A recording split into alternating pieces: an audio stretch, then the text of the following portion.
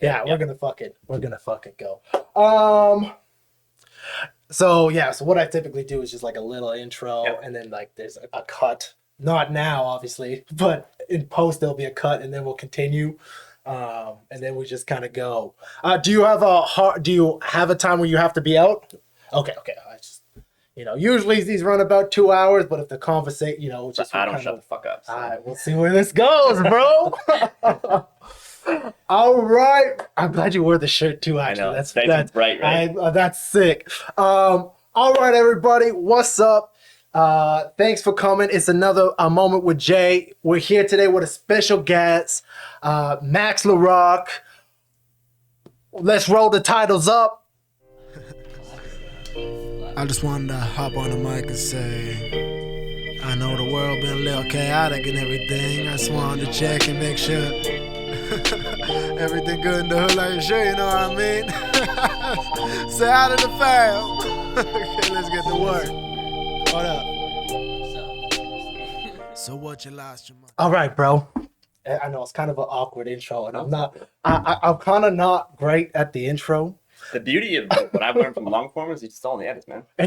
But even still, I leave a lot of the fuck ups. I'll fuck up the intro 2 or 3 times, and then I'll end up when I go to make the whole video, I'll just leave it in because I'm like, man, I think that's fucking hilarious. I think people appreciate it. Yeah. It's like I look like a fucking idiot saying the intro 3 times. It's like y'all can watch it too. It's real though. People appreciate that shit.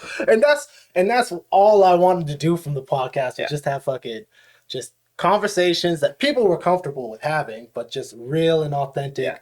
That I'm not a super controversial motherfucker. My ideas aren't a lot. Well, some of them are, I guess. It really depends, I guess, who you're talking to.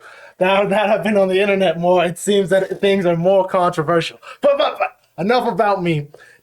We got a super special guest. I'm super excited about it. We got Max Larocque here, old homie of mine. He is I had to write down this because I was like, as I was preparing for this podcast, especially because we've had it booked for a while. Yeah. And I like that because then I can kind of write down kind of a list of things. And bro, I had to stop myself. I was like, we have a lot of shit. It's been so long. We got like a decade to catch up. I was like, bruh.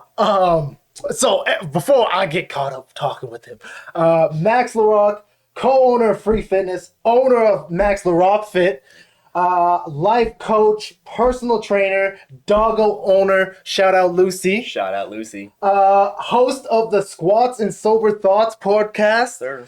And currently doing a 30-day vlog challenge, right? 30-day minimum. Yeah, minimum. Oh, okay. I'm feeling it, man. I might just keep running with it. Oh, and that's exciting too. Okay. Did I miss anything? No, I'm fired up from your 365 challenge, so I don't know if I can stop at 30 days now. Bro, so that was my thing too, because I got talking to fucking Cole. But originally my idea was, because it's my 30th birthday on the 18th. Yep. And I was like, okay, let's try to do one more big push with the vinyl records that I'm doing. One more big pre-order push. And then the podcast just came out last week, actually. So last week, because this will come out next week, confusing. But the one that just dropped, I was talking about, because I started and what I was going to do was try to talk to 100 people every day from then, which was like, I don't know, 20 something days ago, and till my birthday. And then it got to be too much emotionally, having those conversations with people. I remember even coming 5 days, and then I came in here to talk to my brother, and I was like, man, I am done. Fucking exhausted. Like, I couldn't believe how much this was. And then Cole got me doing the fucking 1 meal a day shit, and then got me freaking doing it. And I'm like, damn, I like this. This is engaging for me. This is helping me stay accountable. My workouts are harder now that I have to stay accountable to the internet. Yep. I'm like, oh shit. So what got you? Because we started almost at the same time. I think pretty much almost the same day. I think so, bro. Because I think I'm on 22. Yeah, like right around the same time. Like almost, yeah. I was like, oh shit. So what happened? What got you started there? So for me, it was like, honestly, kind of like to what you said, it was the personal accountability standpoint. And like when you start putting yourself out there on the internet every day, especially from the vlogging standpoint, like you gotta be fucking accountable unless you're willing to, deal with the shame of, fucking around behind closed doors and then lying about it. And for me, So I'm closing guess in. so. I'm closing in on December 1st to be 3 years sober from alcohol. Holy, So wow. within that time frame, Holy. I got sober from alcohol, sober from weed. Took care of my life in a lot of different areas. Yeah. But I relapsed with weed fucking 30, 40 times at least, if not more. Oh, because that's also something I wanted to talk about. Yeah. So for me, it was like I kept on doing it, and I kept on. There was just tons and tons of shame around it, and especially being in the position that I'm in with my life coaching. A lot of my clientele is geared towards like early sobriety, sober curious, people who are using substance and or behaviors that they don't really feel good about using, and they're reaching out to me for help. And I have a lot of the tools to help people, get through addiction and work through addiction and kind of where to direct them depending on what it is that's prompting their addiction. Knowing behind closed doors I'm fucking smoking weed every night. And that's actually largely what prompted me to get sober in the first place when I got sober 3 years ago. Was the fact that I was at that point, I was abusing alcohol and abusing weed like crazy. And I had just gotten Lucy. Shout out Lucy. Shout out Lucy. I had just gotten Lucy. And the girl I was dating at the time was very, let's say, forward in regards to the relationship itself and wanted to pursue a family and wanted to pursue, the ideal Italian lifestyle. Word. Pretty fucked in its own right. But we can talk about that later if you want. All right. But for me, that was the first time that I actually was like, I had to take, a really hard look at myself. And like, I'm fucking around big time behind closed doors. I'm like $40,000 in debt. I haven't told her any of these things. She knows I'm drinking and smoking every day, but she doesn't know the extent of it. Of course. And the duration of it, that it's been, we're closing in on a decade of me abusing alcohol and drugs at this point in time in my life. I see. And so for me, again, I felt very inauthentic with the fact that I was making posts in regards to anxiety and depression and things like that, all the while knowing I'm going to go drink a fucking half a 40 scotch tonight and smoke 2 joints and, feel like a bag of shit in doing so, but then put out this notion that like I'm doing the right things, knowing that I'm not doing the right things. And so when I came out publicly, it was like probably the most powerful thing that I could have done in regards to like getting my shit together. Just being out there and being honest and being vulnerable with people. Word. And so fast forward, we ended up splitting up, and last 3 years has gone by. I ended up going about 90 days completely sober the first go around. Wow. Okay. Smoked weed. And then it's just, for me with weed, it's just a fucking slippery slope. So I smoked that one time. And at the time, part of it was I was living with some friends after the breakup. And I was living with them for, 3 or 4 months, I think it was, before moving to my new place. Okay. And so it was like our last weekend there. And it was sort of like, you've been so fucking good these last like 88 days or whatever the hell it was. Like, just smoke with the boys. It's your last weekend with them. Just fucking smoke, whatever, enjoy it. But for me, it's just like, again, I can't just enjoy it like one time. So I ended up going about another month after that without smoking again. But then at this point, I had moved to my new place. And, there's no one literally there in the household to keep me accountable. Word. So I smoked, a month later. And then next weekend, and then it goes to, I smoked Friday. Let's smoke Friday, Saturday. Let's just do weekends. Yeah. Then it's, Friday, Saturday, Sunday.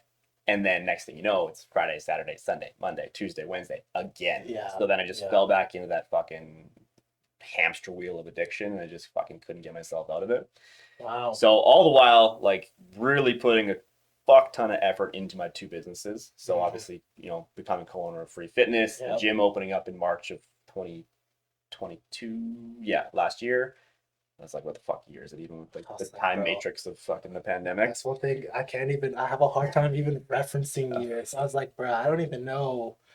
5 years ago, 3 years ago, 10, I don't know. Because time flies so fast. Like, so, really put all of my effort into growing the online business at that point, because throughout the pandemic, we had to shut down our old location. Right.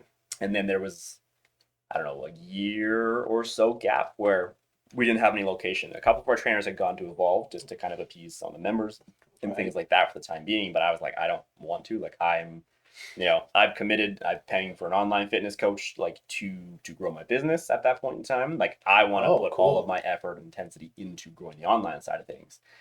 And so one of the things when I first got sober was it was right in the 3rd lockdown, I think it was. And so my way of staying personally accountable was not only to put it out online, but I did a live workout in the basement every single day for 60 days straight. Holy fuck. And so okay. every day at 9 a.m., I showed up to the basement and I went just on Instagram Live because at this point, everyone's locked in their house, right? Of course. And of so course. for me, it was a way that like, hey, if I don't show up at 9, like, you know, I'm probably fucking around. Wow. So it was like my way of showing up. And like even to the day, like, because it was December 1st. So on Christmas Day that year, because we couldn't go see our families, like I went live on fucking Christmas morning on Instagram. That's fucking crazy, Sat there bro. in my house coat drinking a coffee and was like, I'm not going to work out today, but like for any of you fucking people watching and following along, like, you know, by all means, like just feel free to come in, say Merry Christmas. Like, let's shoot the shit if you're bored and you're stuck at home too. Wow. So that was like Cool. a huge thing to keep me accountable and also just kind of get me started off on the right foot. Right. And then from that, like it's the whole, you know, like plant seeds to grow trees kind of thing. Like, Cool. you know, was doing it with the intention, you know, to grow somewhat of an online presence at that point, start, you know, bumping up in the algorithm of Instagram, posting, you know, a reel every day, plus multiple stories, plus live every day, like just to get that stuff up there. Of course. And so I ended up picking up about 2 clients from that because I had just transitioned into the online world of coaching at that point. Okay. But then, like, the online world is cool, especially with coaching, because, like, it's a fuck ton of work at the beginning. But once you start to get a little momentum, shit fucking, like, steamrolls and it steamrolls quick.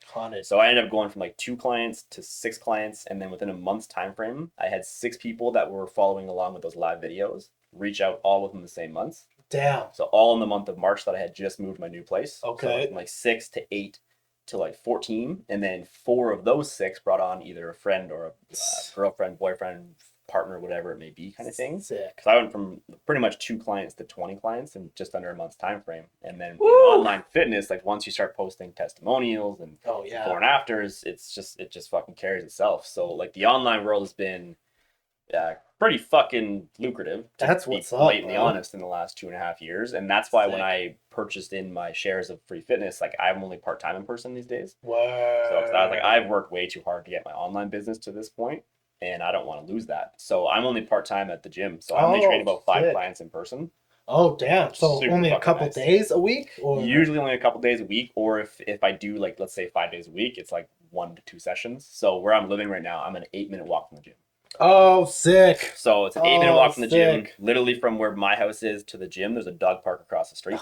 So I walk with Luce. We go to the dog park. She gets to have her fun. I go to the gym, you know, train 1-2 clients, do video feedback for my online clientele. Sick. Walk back. If it's a split shift, it's like, you know, it's not like back in the day where it's like fucking driving half an hour to and from for 2 or 3 or 4 fucking splits in a day when you and I were just fucking grinding in our early ages in the industry. But now it's like a split shift I'm like happy to do. It like actually breaks up my day. I can go home, do some online stuff. I can post some content. I can, at this point in time, edit videos and everything like that. Yeah. But so I just finally hit a point, like I think it's 8 months ago. I started doing, I went back to therapy and I started working with a new psychologist and we started doing some EMDR therapy, which is eye movement desensitization reprocessing. Okay, I think, actually that's funny because I think Ashley was trying to say that last time and she had no idea how to say it. Man, it's intense. Like it's like anything in regards to therapy though, like you got to really fucking show up for it. Like you got to really be as present as possible and you have to do the work. Like that's, I think, what a lot of people get the wrong idea of. It's, you know, it's like physiotherapy didn't work for me. Well, did you fucking do the physio? Like, did you really fucking do the monotony shit daily? They never do, bro. Same with therapy, right? Like, it's just like you can't just show up just to say you paid. Like anyone who's got $200 can pay to go see a therapist. Like that's the reality. If you have benefits, anyone can fucking show up to therapy if you want to show up to therapy. But like if you want to make the most of it, you gotta fucking show up. 100%. So when I went back, a lot of it was like trying to get to the root cause of like why I keep relapsing and why there's just so much shame around it and things like that. As I started going back to therapy, I ended up doing my first breathwork seminar. And like that's some fucking crazy shit. So what did you do? Okay, fuck, there's so many ways. Okay, wait, you continue. It's like online clientele of mine, Crystal, I don't remember her last name, but you can put her in the notes or whatever. Yeah. She's also, hypnotherapist and does breathwork. Cool. Originally she got in contact with me, I don't know, a year and a half ago. So I did a couple of hypnotherapy sessions with her, which was pretty fucking wild in its own right. Of course. But she started running these breathwork seminars and I've been super keen on doing these before, but like with pandemic and shit like that, like one thing, and so Crystal does offer like Zoom breathwork. Okay. which would work just fine. But like my dog is very like I got sober because of that dog. Like that dog and I are like energetically attached to the hip. Oh, I and got like you. physically attached to the hip. And like, you know, I've seen you doing breath work, and like the breath work seminars we do are like between 45 and 60 minutes of like that's fucking intense those are exhausting. breath work. And like Those there's are like screaming involved and shit like that. I see. Like basically chanting type shit. And it's Of like course. even if I'm like frustrated and I take like a like Lucy's like, are you okay? Like what's going on? And like she'll just like, what's going on, Dad? So it was like I want to do this, but there's no fucking way I can do this at home. Like I wouldn't be able to submerge myself in the experience. Yeah.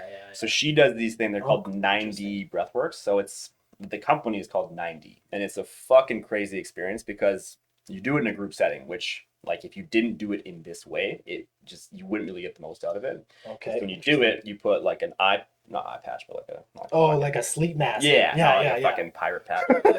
Like you put an actual eye patch on, and then you put these big ass headphones on. Okay. And so throughout the 45 to 60 minutes, there's binaural beats going on, and then there's like words of affirmation kind of going in and out of each ear. Okay. So even if you go to one of these seminars and you don't even do the breath work, it's too intense for you or whatever, like you're still getting benefits out of it because it's still like 45 minutes of like, you know, meditation / like with words of affirmation, literally going in and out via the binaural beats.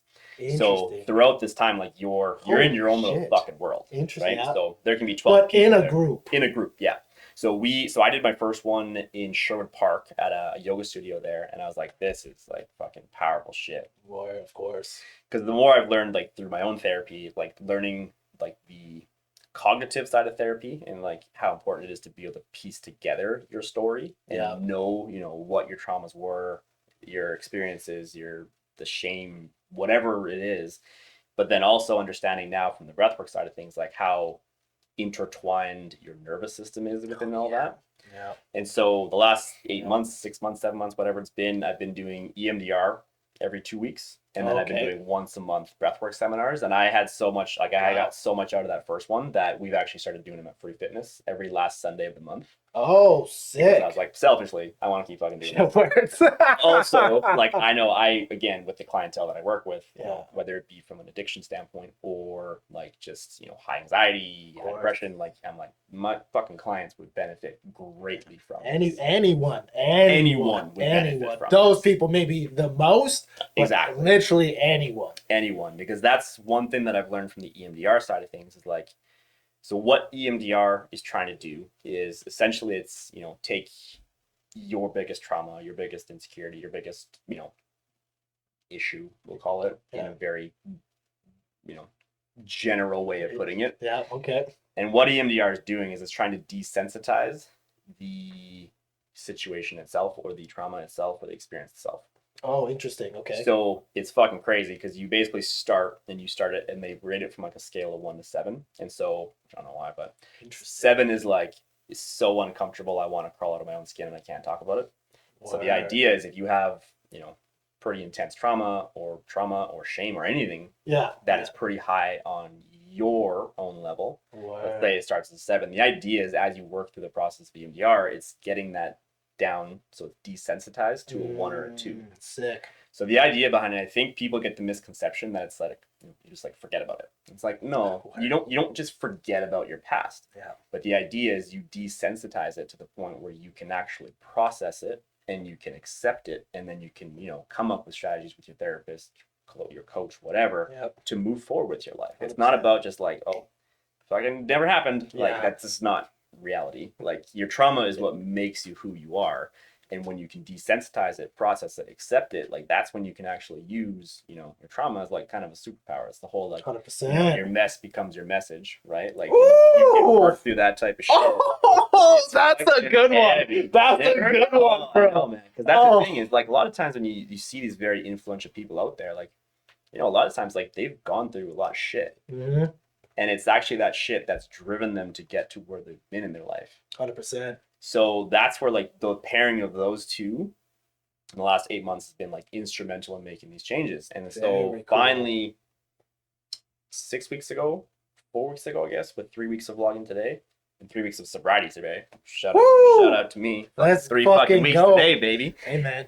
like I've desensitized a lot of my own insecurities and my own experiences and things like that. And so it was like, why the fuck do I keep going back to this? Like there's so much shame around me using it. And at the point where like I know that there's just like this negative ripple effect that comes from me using it because of the fact that it like fucks up my drive, it fucks up my energy, it fucks up my It does. It has such a such impact. a negative impact. And like that's one thing I think that's really difficult with weed.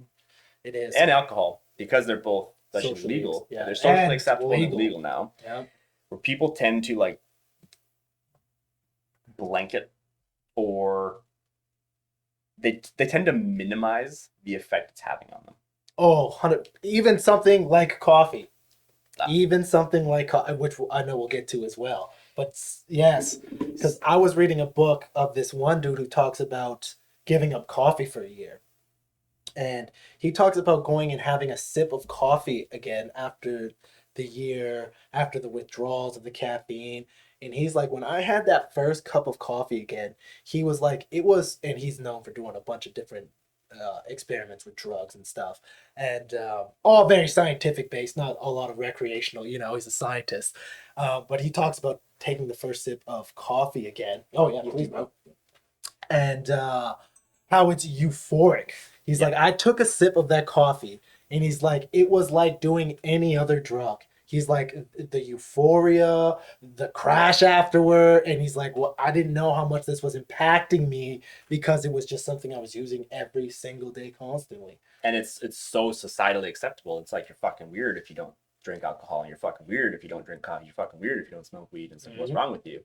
Which is so fucked. Like when you think about that from like a societal level of like just how common practice these literal drugs are, and how if you don't do them, like you're the weirdo, and like you actually almost get ostracized, which is like I've gone through, you know, I learned really fucking quickly in early sobriety like who my friends were and who my acquaintances were.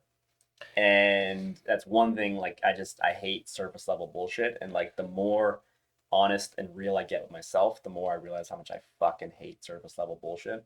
And I connect with people on a deep level, and I know that's why I can make the impact that I can have with people, and that's why I'm like in the position I'm in with all my clients and everything like that, because like I have fucking deep conversations with my clients. And one thing, just to be clear, like I never act like a fucking therapist. I don't, you know, I can suggest things, I can steer you in different directions, but I'm the first person to say, like, you know, if you're dealing with some heavy shit, like you have to go see a therapist, psychologist, psychiatrist. Like you have to do that. Like I can help you outside of the office, but I'm not going to pretend to be a fucking psychologist and shit like that. Regardless of what I read, regardless of what I know, regardless of what my experiences are, I'm the first person to say, you know, even something like an injury now, like physically, it's like you go see a fucking physiotherapist, and our back, like young Max, is like, my shoulder's bugging me. I'm like, oh, well, it could be a long head of your bicep, it could be an AC joint. Now I'm like, hey, you know, see Vince down the hall at Free Fitness? Go fucking see Vince. I don't give a fuck. I'm not gonna try and diagnose you with some shit. Like, and that's I think where, and maybe that's just getting older, you know, getting more, because I used to be the same, especially. Someone would come in with an injury. It's like, okay, let's roll you out this way. No, I got this stretch. Let's adjust the fucking angle. It's like, nah, bro, go see someone who knows. You know? And it's a maturity thing, and it's also a scarcity thing too, right? And I think any That's a good point too. New trainer or young trainer, even if whether they're old or not, like a new trainer has that scarcity mentality where if I can't answer all your questions, I'm not a good trainer. Yeah. So why would you train with me if I can't answer all your questions? Yeah. And that's where a lot of trainers get in their own fucking ways. They try to answer everything. And it's like, you're not supposed to know everything. Like, that's why people specialize. That's why physios go to school for as long as they fucking do. That's why psychologists go to school for as long as they fucking do. Like, that's why doctors go to school as long as they do. Like, quit trying to be something you're not. Because you're going to end up actually causing more issues in somebody else's life if you can't put your fucking ego aside 100. to realize that you're part of the fucking problem, and arguably like you're, you know, perpetuating the problem for that client at hand. Oh, 100%. 100%. People overstep their boundaries in not only personal training, in everywhere, and it never works out well, you know. Especially in the online world now, because especially like in fitness, and then there's everything, but like there's so little regulation.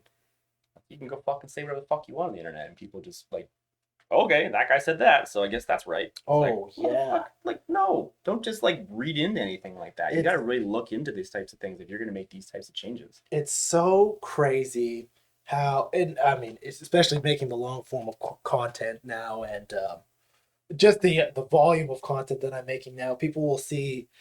I guess I first experienced this when I was just releasing songs, and someone would hear a song of mine, and then they would associate me with just like the one song I have that's very big is Warrior, and that one got big to the point where people thought I was like a gangster rapper, and so people heard some of my other shit, and then they're like, "Who the fuck? Yeah. Like, what the fuck is this guy doing? He's a little bitch. He's a little." It's like, bro, all of my music was like this before you heard that one, It's just interesting to see how people perceive. But where I was going even this with you is I think you keep a pretty good job keeping how authentic you. I mean, we haven't talked for forever. We haven't seen each other in fucking so long. But I've known you for a long time, and we used to be together a lot. That's one thing I was going to say. You said you're turning 30, but I was like, fuck, man. I remember you were like 20 or 21 when you were starting. I actually think I was... Like even 19? I think I might have been 18 or in high school. I would have been 19 when I started. Man, because I was going to say, because February 10th this year is coming. I'm coming up my 14th year in the industry. Yeah, and last year was mine 10. Yeah. Yeah, so okay. Oh, yeah, and if it's 10 and I'm so you were like 8 fucking. Yeah. Jesus Christ. Yeah, that's the thing. We go way back. That's why I was fucking excited for today, too, because it was like, man, I want to catch up with my homies. And that's what it was. I was like, what a cool opportunity this will be to catch. And that's another thing that's really cool about the podcast. For me, selfishly, is I get to have these conversations with people, and then I get to have them for forever. Yeah. I get to, my mom's coming on them. Like, who gets to have just a 3-hour conversation with their mom about all of the stuff? Did the same thing with my brothers, my sister. And the byproduct is that it helps people. Not only do we get to catch up, shoot the shit, it's like there's going to be something in here that someone... hopefully, will find valuable at this point in time. I put enough shit on the internet. I think some of it's fucking valuable, so I think it should help someone in theory. And that's what I thought too. PPM's all about better art and healthier people, and that's what these conversations are. I mean, also, because one thing I was even thinking about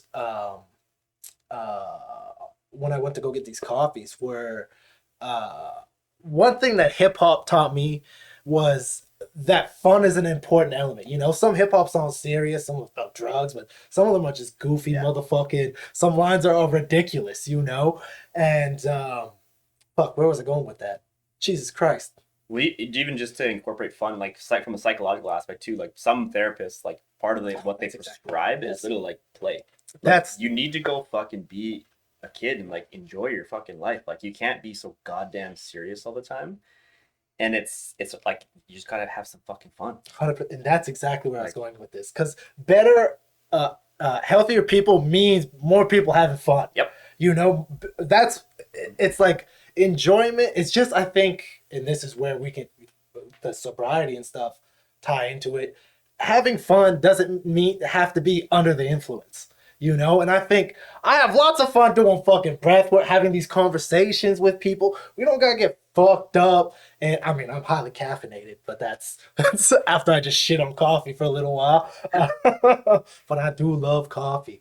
But yeah, and so these conversations are fun. For me, people are always like, yo, Chip, what are you doing for fun these days? And it's like, I like making music. I like making music with my friends. I like having these conversations. I like having these conversations with my friends. Like, these are the things that I like going to concerts. I like going to I watch a lot of stand-up, bro.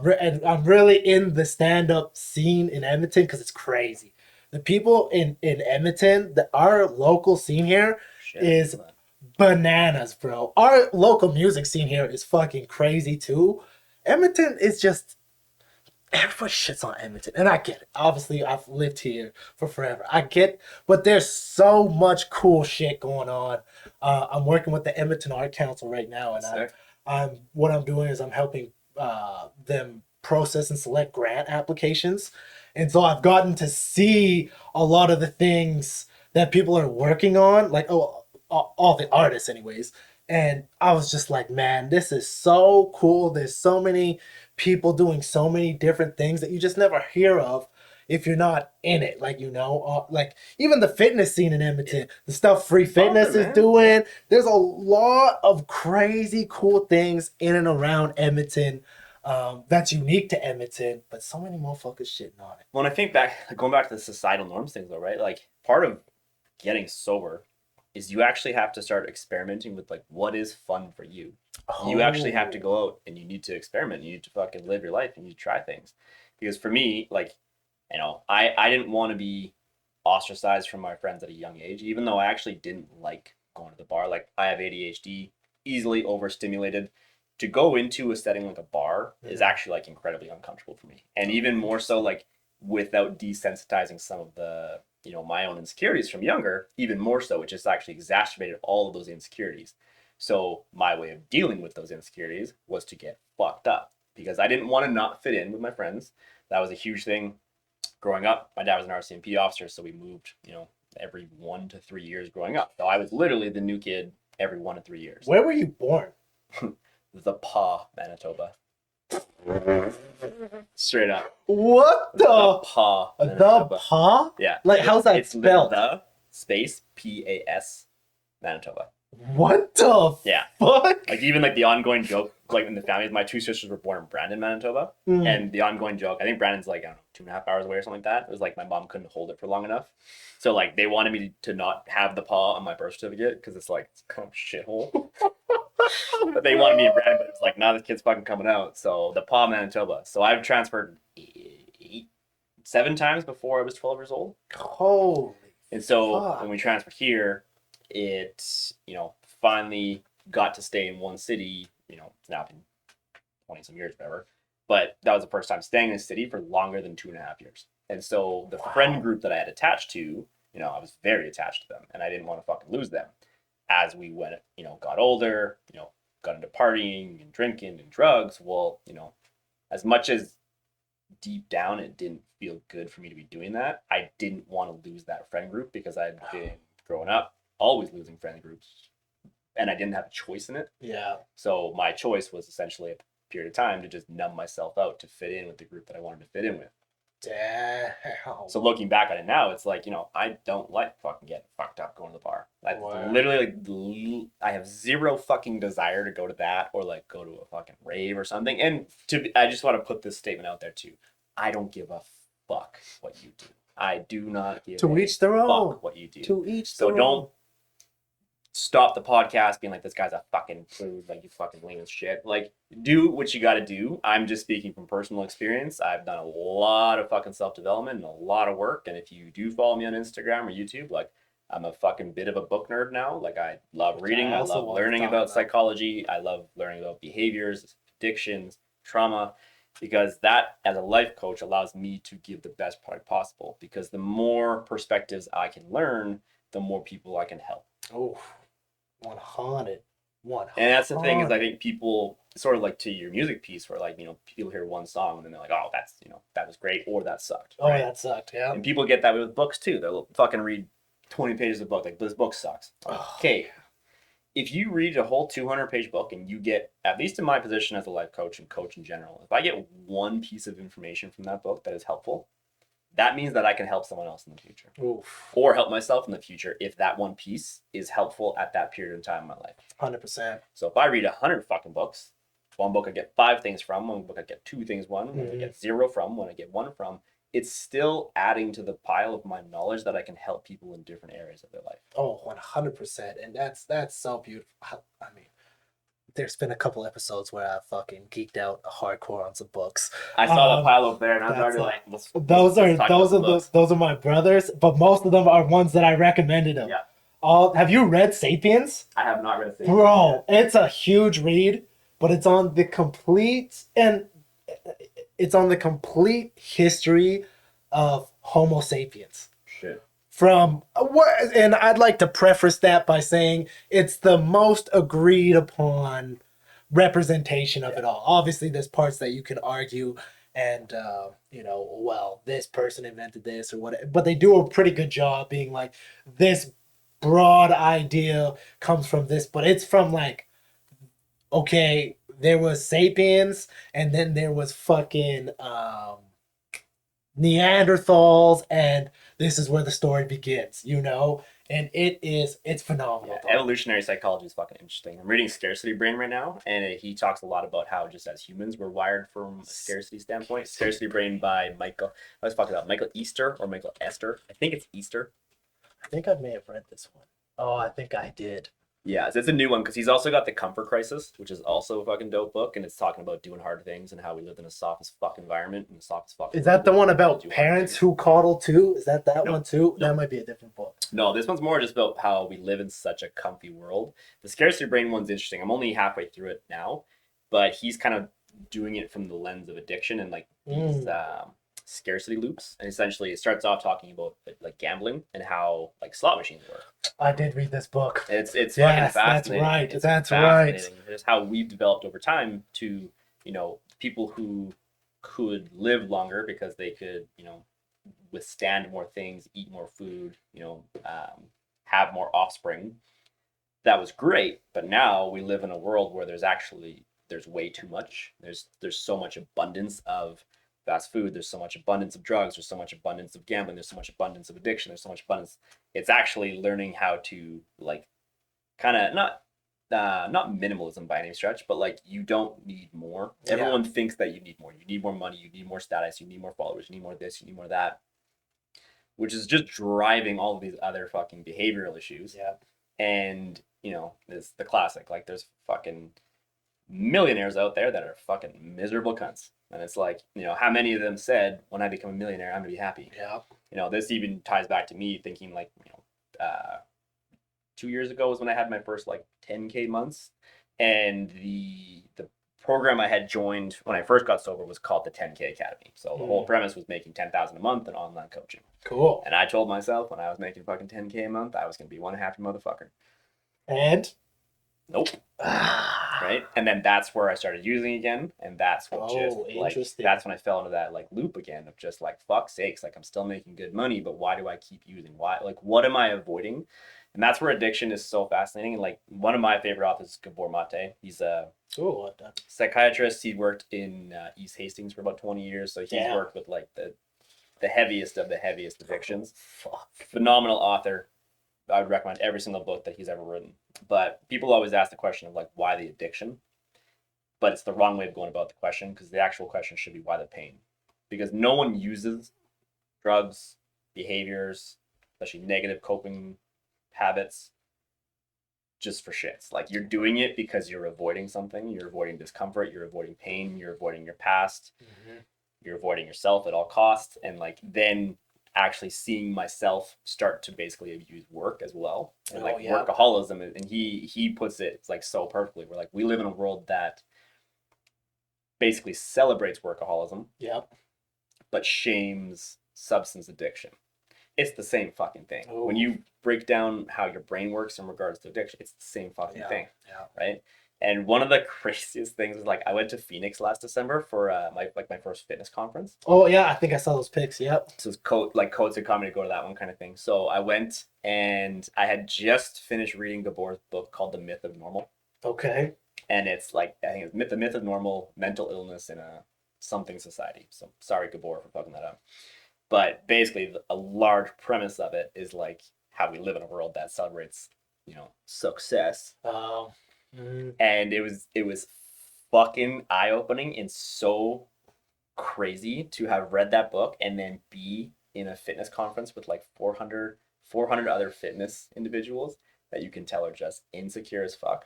But then even more so, there was 15 speakers that weekend. Mm-hmm. And 12 of them have been divorced once, if not twice.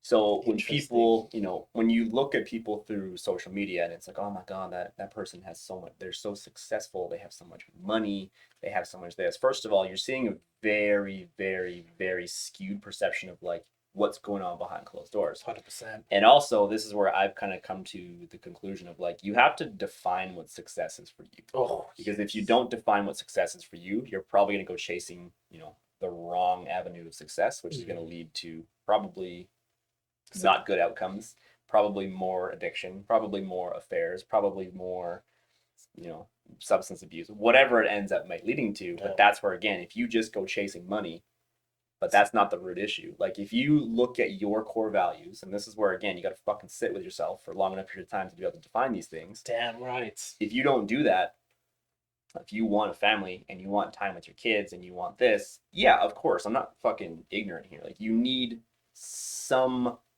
amount of money that's going to make you comfortable to have those things. I'm not 100%. fucking ignorant to that. But at the same time, if you really value family time and you really value having a partner and you really value having kids and you just want to have a stable, happy home, if you go chasing hundreds of thousands of dollars a year, you go chasing millions of dollars a year, there's a fucking huge sacrifice that is involved with that. Huge. And oftentimes it's neglecting your children, it's neglecting your partner, it's neglecting your physical health, it's neglecting your mental health. And all that fucking shit catches up to you. And that's what people don't like to promote, right? They see these people at the top and they have it so good. Yeah. Yeah, well, that motherfucker's on his third divorce. Like, if you want to be in a healthy, loving partnership, do you want to do the same things that he did or that person did to sacrifice to get to that level of quote unquote success? Because if you want a healthy relationship, that takes time, that takes effort, that takes energy. And if you're putting all of your time, effort, energy into your business, guess what? Sacrifices have to be made. Yeah. And not to even say one is necessarily better than the other. Nope. It's just being, and this is why conversations and just the biggest thing I think people in general are striving to want out of almost everything is just authenticity. Yeah. It's like, bruh, I would rather the person who's a millionaire who doesn't want a family, instead of wrecking a family system, just goes out there and fucking parties up and be singles and does the things that they want to do, as opposed to trying to have it all because that's what they deem society is. Because if you don't have a family and kids and the white picket fence, then you're not successful. Yeah, fucked. Like who fucking made that rule? Bro, and if you want that, sick. Yeah. Who cares? That's dope, man. Have your family, have the dopest white picket fence, you know? Yeah. It's a very selfish thing, right? Like where it's like you want it all. Yes. Right? Where it's like if you define what you actually want, go do that. I'm not saying you shouldn't go chase millions. If that's what you want, great. But you have to understand that there's sacrifices to chase that. Yeah. There's that quote, and it's you can have anything, but you can't have everything. Yep. And it's like 100 fucking, and that's just what it is. In any regards, in whatever it is that you're pursuing, that's just what it is, you know? Well, and that's why it was crazy to see that in Phoenix, like in person, because that was my first time traveling since the pandemic too. Oh, crazy. And so like to see some of the people who I look up to, who like, if you've only seen them through, you know, your 6-inch fucking screen cell phone, like it's really eye-opening when you see them in person, because you're like, this is literally just a person. It's like, there's nothing separating me from them other than the fact that they've probably done this for longer. And they've made sacrifices that have also had repercussions in other areas of life. And if I don't want that, then I don't need to do what they're doing. 100%. 100%. And there's so many good points. I don't even, I feel like I have so many things to talk about with you. Jesus, fuck. Not my first podcast, homie. Oh, this is, and we haven't seen it. When was the last time we would have seen each Tony's other? wedding. Because I told Tony I was coming on your podcast, and he's like, "Fuck, man, that'd be the first time seeing you was Tony's wedding." Are you sure? Maybe a boot camp. one boot camp. Because I did come back and run a few boot camps, but I don't know if you were at all of them either that I ran. I do remember one of them. It was at Kingsman Park. Yeah. So just that one, and I can't remember. We were doing some sort of fundraiser for that one. But so like that, even then, that's still the Black Lives Matters one, or if that was the Special Olympics one. Either way, it's before pandemic. So we're looking at minimum 5 years. No, it couldn't have been before the pandemic, because I even came back and ran the boot camps outside the gym. Remember during the pandemic, right, yeah, too. the I still came back and was camps. yeah. Either way. Yeah, it was around that long time. fucking time. That's yeah. Like what year was even the pandemic? Well, and even like 5. The crazy thing for us. Okay, let's word it this way. Okay. This is the first time we're catching up. Yes. Where I'm actually sober, and I'm actually not fucking around behind closed doors, like living this alter ego life that I was so insecure about letting go of because I didn't want the judgment from others. So this is the first time sitting together. Holy fuck! Where it's like I'm me. I'm not like kind of me. Yeah. I'm me. Your authentic, whole authentic self. Not half-assed. And even to tie this way back into the blogging standpoint, like I had kind of talked with my psychologists, a month ago now, and one of the things was like, hey, like what, how can we go about like staying fucking sober. Like obviously you have to get sober for you, Mm. but he was like, what did you do the first time? And that's when I told him, like, I went live every day for 6 days. I was posting about it, I was talking about it, I was being authentic about it, and I was fucking talking about it. Wow. So that's the whole point with my 21-day vlogging right now, and my vlogging right now is the fact that like it's my way of staying personally accountable to myself. You'll fucking know if I smoke weed. Like you'll fucking know, because even from the simple standpoint of like my desire to go on the internet the next day and talk about the things I'm talking about and post about what I'm talking about, it simply won't be there. Oh shit! For some reason, I thought that was gonna be. So this is one thing when I do with vlogs. I watch a lot of them on double time. Oh yeah, me too, man. That's ADHD thing too. You pay attention easier. Is it an Fun fact, ADHD thing? Oh. Fun fact. That's why a lot of people with audiobooks and podcasts and stuff like that, like if you actually have ADHD, you think you do, it's worth like testing. Because like let's say you when someone's talking, if they're a little bit slower and they talk, like it's that like 0.7 seconds in between their words that like, I wonder what fucking dog's doing right now. Whereas like it's faster. It seems like a mind fuck at first, but then you try it, like sit with it, and you're like, oh shit, like I can actually kind of hyper focus on what I'm doing. The difficult part is like it works a lot better if you're actually like chilling and like focused. Yeah. If you're like you're walking a dog, you listen to the podcast, you also like got your phone in your hand, you're doing this. It's like, hey, yeah, you're just amplifying your fucking ADHD tendencies in the first place. So like, if you really don't think you can listen at 2 speed, like sit in a fucking room facing a goddamn wall for 10 minutes. And this is even with the ADHD conversation. Like, I wish I fucking knew this when I was a kid. Like my parents, again, being an RCMP household, like, oh, you don't have fucking ADHD. Like, only fucking stupid people have ADHD. Like, now that, like, Gabor Mate, one of his first books is called Scattered Minds, The Origins of ADHD. Oh, okay. And so, like, I remember when I got diagnosed 2 years ago with ADHD, I was almost pissed because I read the book about 2 weeks after, and I was like, I wish the doctor would have given me this book instead of being like, here's Vyvanse. Because truthfully, drugs aren't going to really do fuck all if you're not doing the work and you're not actually managing your ADHD. It's just like there's so many things that come down to the management of the ADHD that are infinitely more important than just here's drugs. And it's the same as anti-anxiety, it's the same as antidepressants. Yep. I'm not saying don't do those. I'm saying for the person, for the time and the place, they're great, but it still comes down to you doing the fucking work. There's no way around that. You still have to eat healthy. You still have to exercise. You still have to read good things. You still have to set boundaries. You still have to cut out fucking toxic people. Look at this motherfucker. You're talking about I lost 10 pounds in 10 minutes. You're talking about this super serious, and then this is your fucking. And see, like that's my thing too. Is like I talk about these. Jesus Christ. Yes, bro. This couldn't have been a better part. Yes, dog. Like, and then like if you watch this vlog specifically, it's like. I try to incorporate humor into anything that I'm ever trying to teach people, because people I find resonate with, fucking alpaca. This is a good vlog. This one's a good one. I watched this one. This shit's improved a lot. This morning, bro. I watched it this morning. I watched them all. This shit's fucking improved so much. Like we were talking about, like it's crazy how much that shit's improved. But like I like incorporating humor because it, going back to the have fun, like play, like. You can talk about serious fucking concepts and you can talk about serious things that have happened in your life. And if you can bring a layer of, fun and joy and fucking dumping your hair out. Bro, I was like, what the? I mean, I can't remember the last time I had a haircut, so who am I to talk? But I was like, what the fuck? Oh, fuck. But I just find people are more open to receiving the message at hand. Whereas, like, if I'm just fucking serious, like, people just won't resonate with that, right? And again, I want to help people. I want to leave an impact on people. And like I hear I'm about to go into this like tangent about taking personal responsibility for how you start your day. And it's like if you want to have a good day, you have to take ownership of that day. If you wake up and you fucking start scrolling social media and then you see all the crazy shit that's going on in the world and then you're a miserable cunt for the next fucking 7 hours and you suck at regulating your nervous system because you're fucking like Brenda here and you don't know how to regulate your emotions. It's like, yeah, did you have a bad day, or did you basically choose to have a bad day because you wanted to fucking scroll TikTok for fucking an hour in the morning and get a bunch of shit thrown at you? And even like, have you read the book Dopamine Nation? No.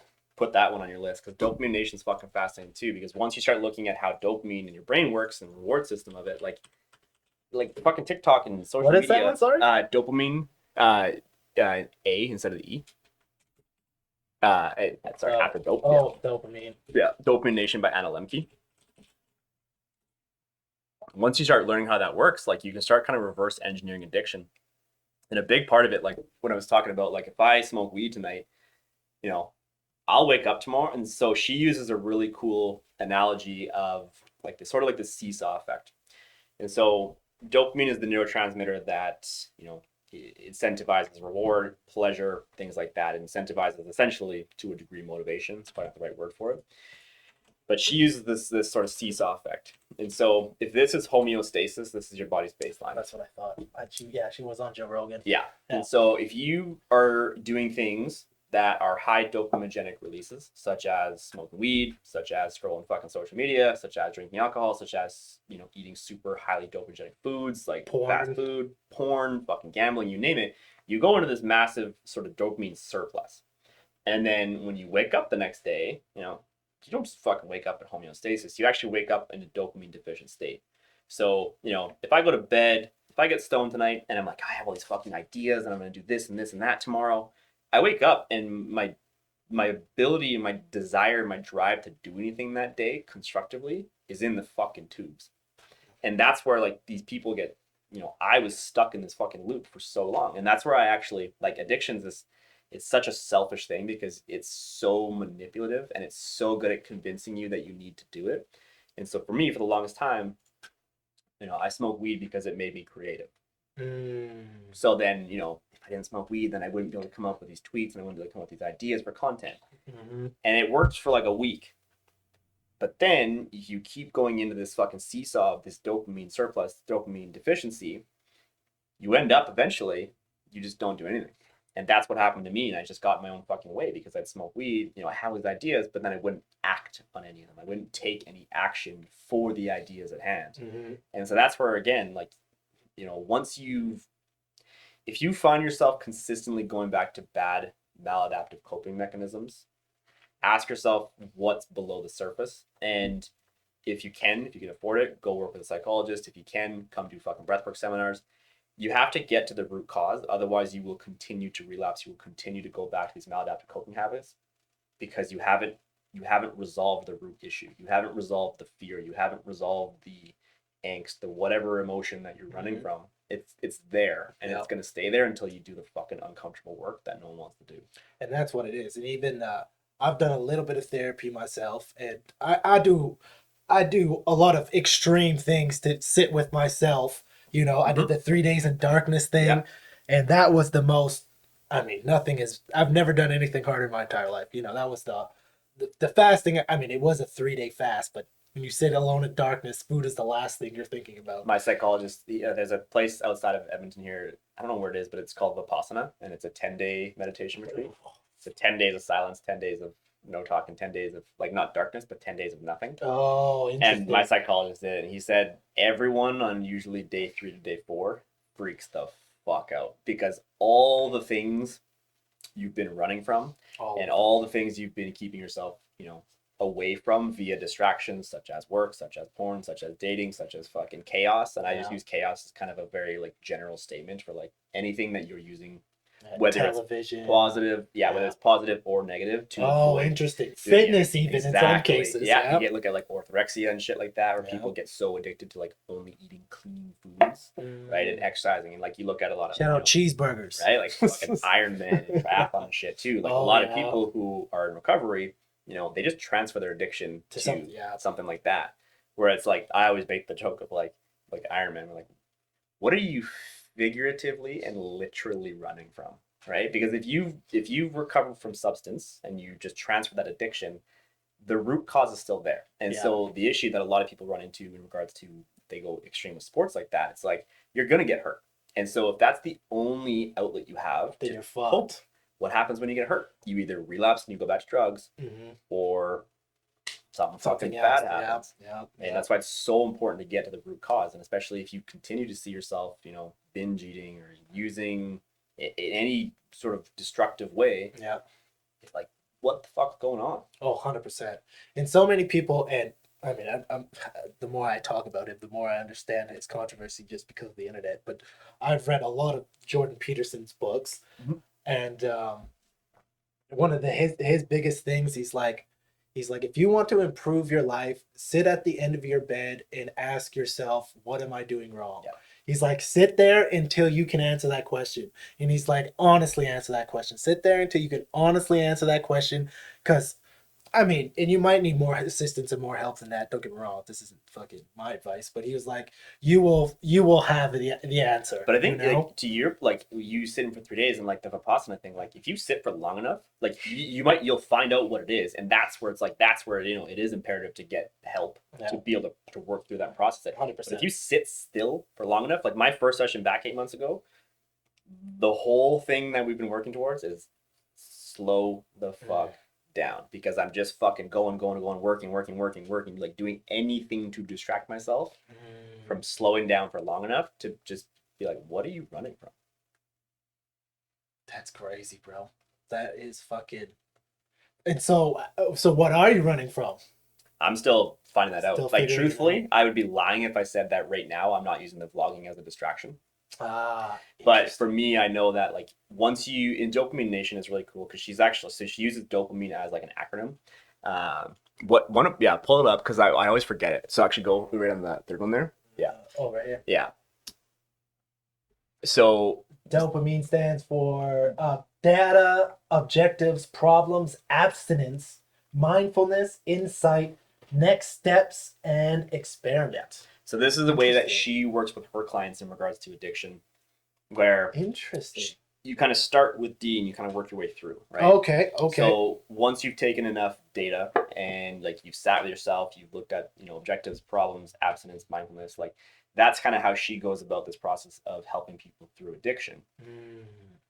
Because for me, I know that like I'm still only on day 21 right now. Like I could, the addict brain in me is like, I would love to relapse right now. Like don't get me wrong. I'd fucking love to go smoke some dope right now. I just know that the repercussions would not be worth me smoking dope right now. Beautiful. So, and I'm still seeing my psychologist every 2 weeks, still doing breathwork once a month. So it's like, I know that I just need to create enough distance from the actual addiction itself.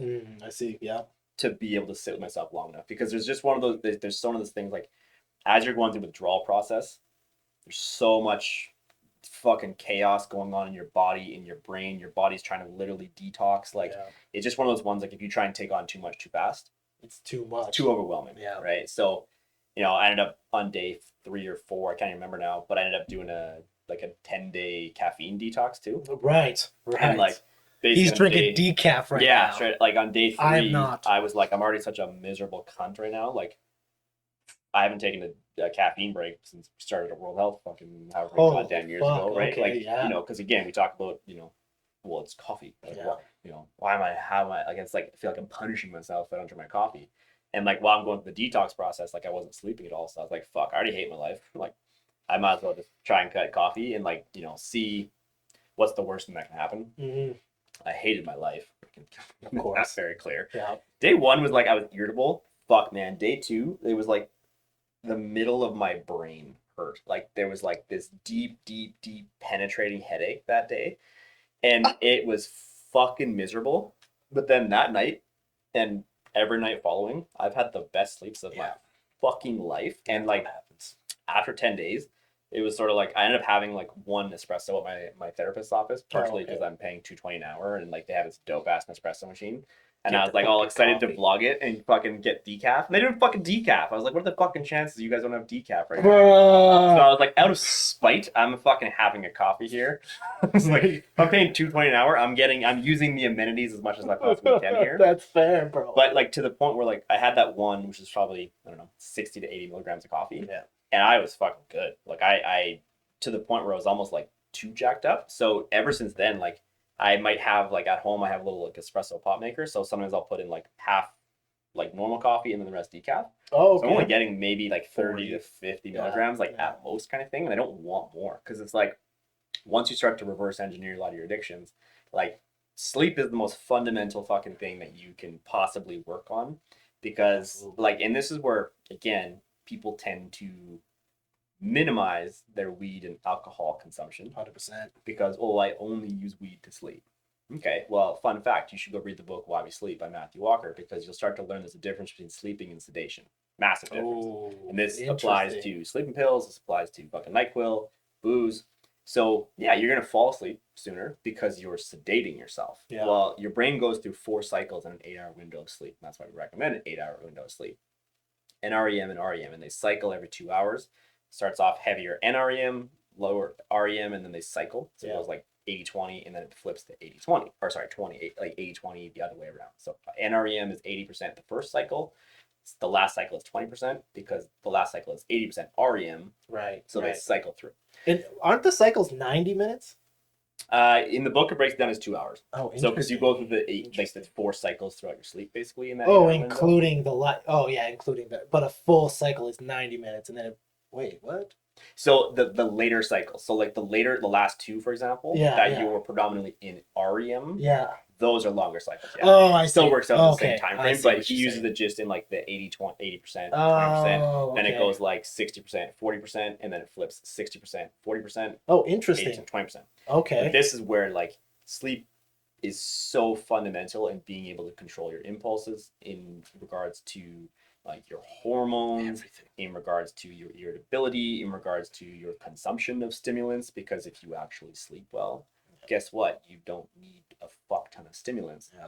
So, and just to touch on that point, it's one of the biggest contributor to longevity and health span in general. Not only your day to day, it's one of the most for Alzheimer's, Parkinson's. Sleep is. Matthew Walker was on Joe Rogan. Matthew Walker. Yeah, I guarantee. Like even just hearing you probably fucking saw it on Joe Rogan. Because the actually, I believe I watched this one. I've been the book I've been reading right now is Longevity by Peter Attia. Yeah. Yeah, Outlive. It's the book on longevity. Have you read it? Yeah.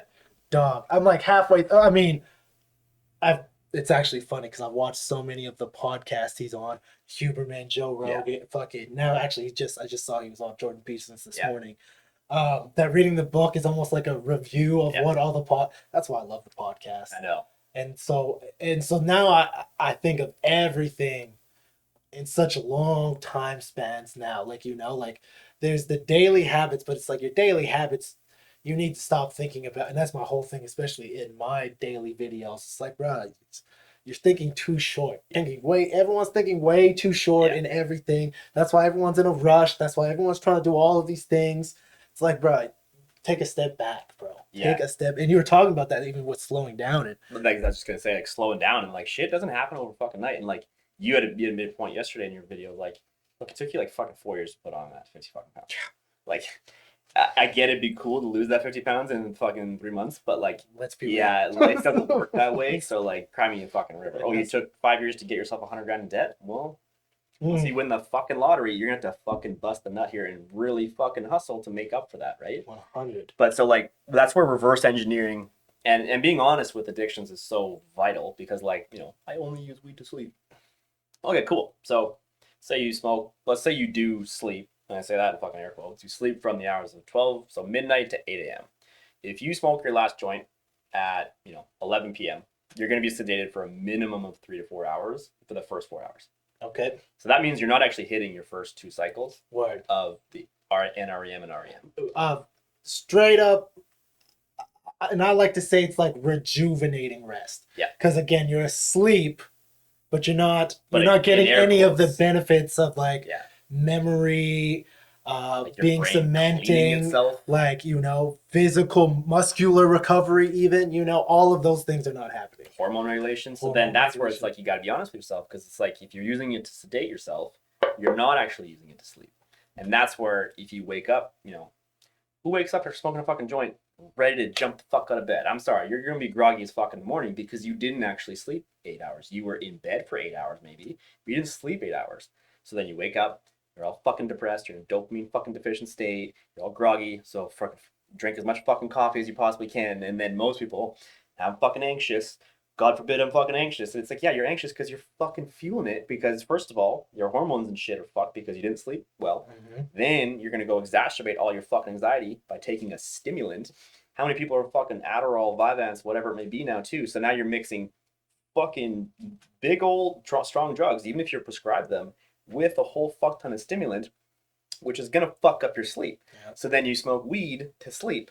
Well, fuck, this is where you have to really reverse engineer addiction and be like, are you actually using weed to sleep? Or is it, something else that's happening that's actually causing a huge ripple effect? Because if you start to actually rewind the addiction and reverse engineer the addiction, you can start to get to the ground zero of the addiction a lot sooner. Yeah. And I think eating disorders are very interesting when it comes to cannabis usage, because I think a lot of people also blanket it as like, I only smoke weed to eat. I've heard that quite a bit. I've never had that issue, but I definitely hear that all the time. I mean, I fast, so I'm hungry all the time. But it's like, okay, so but like, is there an eating disorder there, or is it an addiction to cannabis that's actually 100%. Fueling that eating disorder, right? 100%. Because if you eliminate weed all of a sudden, do you still have that inclination to going and binging, or binging as frequently as you do, or not eating all day and eating all your calories at night? Mm-hmm. Because it's actually the addiction to weed that's fueling the eating disorder. Yeah. Or disordered eating, whatever word we want to use there. Yeah. But that's where it's so interesting, because like, you have to start rewinding the clock a little bit and seeing like, are you doing this because of this, or is this actually a byproduct of this? Yeah. And that's why I think it's so weird to in which actually I think this leads into this question very well, where, as much as I personally like to have a pretty unstructured schedule, uncommon I think is a better word. It's very structured. I have to get podcasts, videos. I still run the odd boot camp. I have online clients. I like to do many things just a little bit. Yeah. I love podcasting, but would I want to do this 7 days a week? No, maybe 3 days. I'm thinking as it grows, I might do 2 or 3. Because there's a couple weeks where I have a couple special episodes of podcasts that come out too. This is gonna be one of them. This actually done. It's so funny you say, because this one comes out on Wednesday, and then it's the same that I also have my birthday podcast will drop out. So actually, this will be one of the weeks where there's 2 that comes out. Bro, I fucking not to drastically change the subject, but I changed to a full body split only 2 days a week, and then hit everything. Yeah. And fucking Cole's got me convinced just to fucking pull some heavy weights again, and I've been doing like 8 to 15 reps on things, but now I was doing like strapped pull down, so I'll fucking pull in the stat, and dog, my intercostal muscles right now, bro.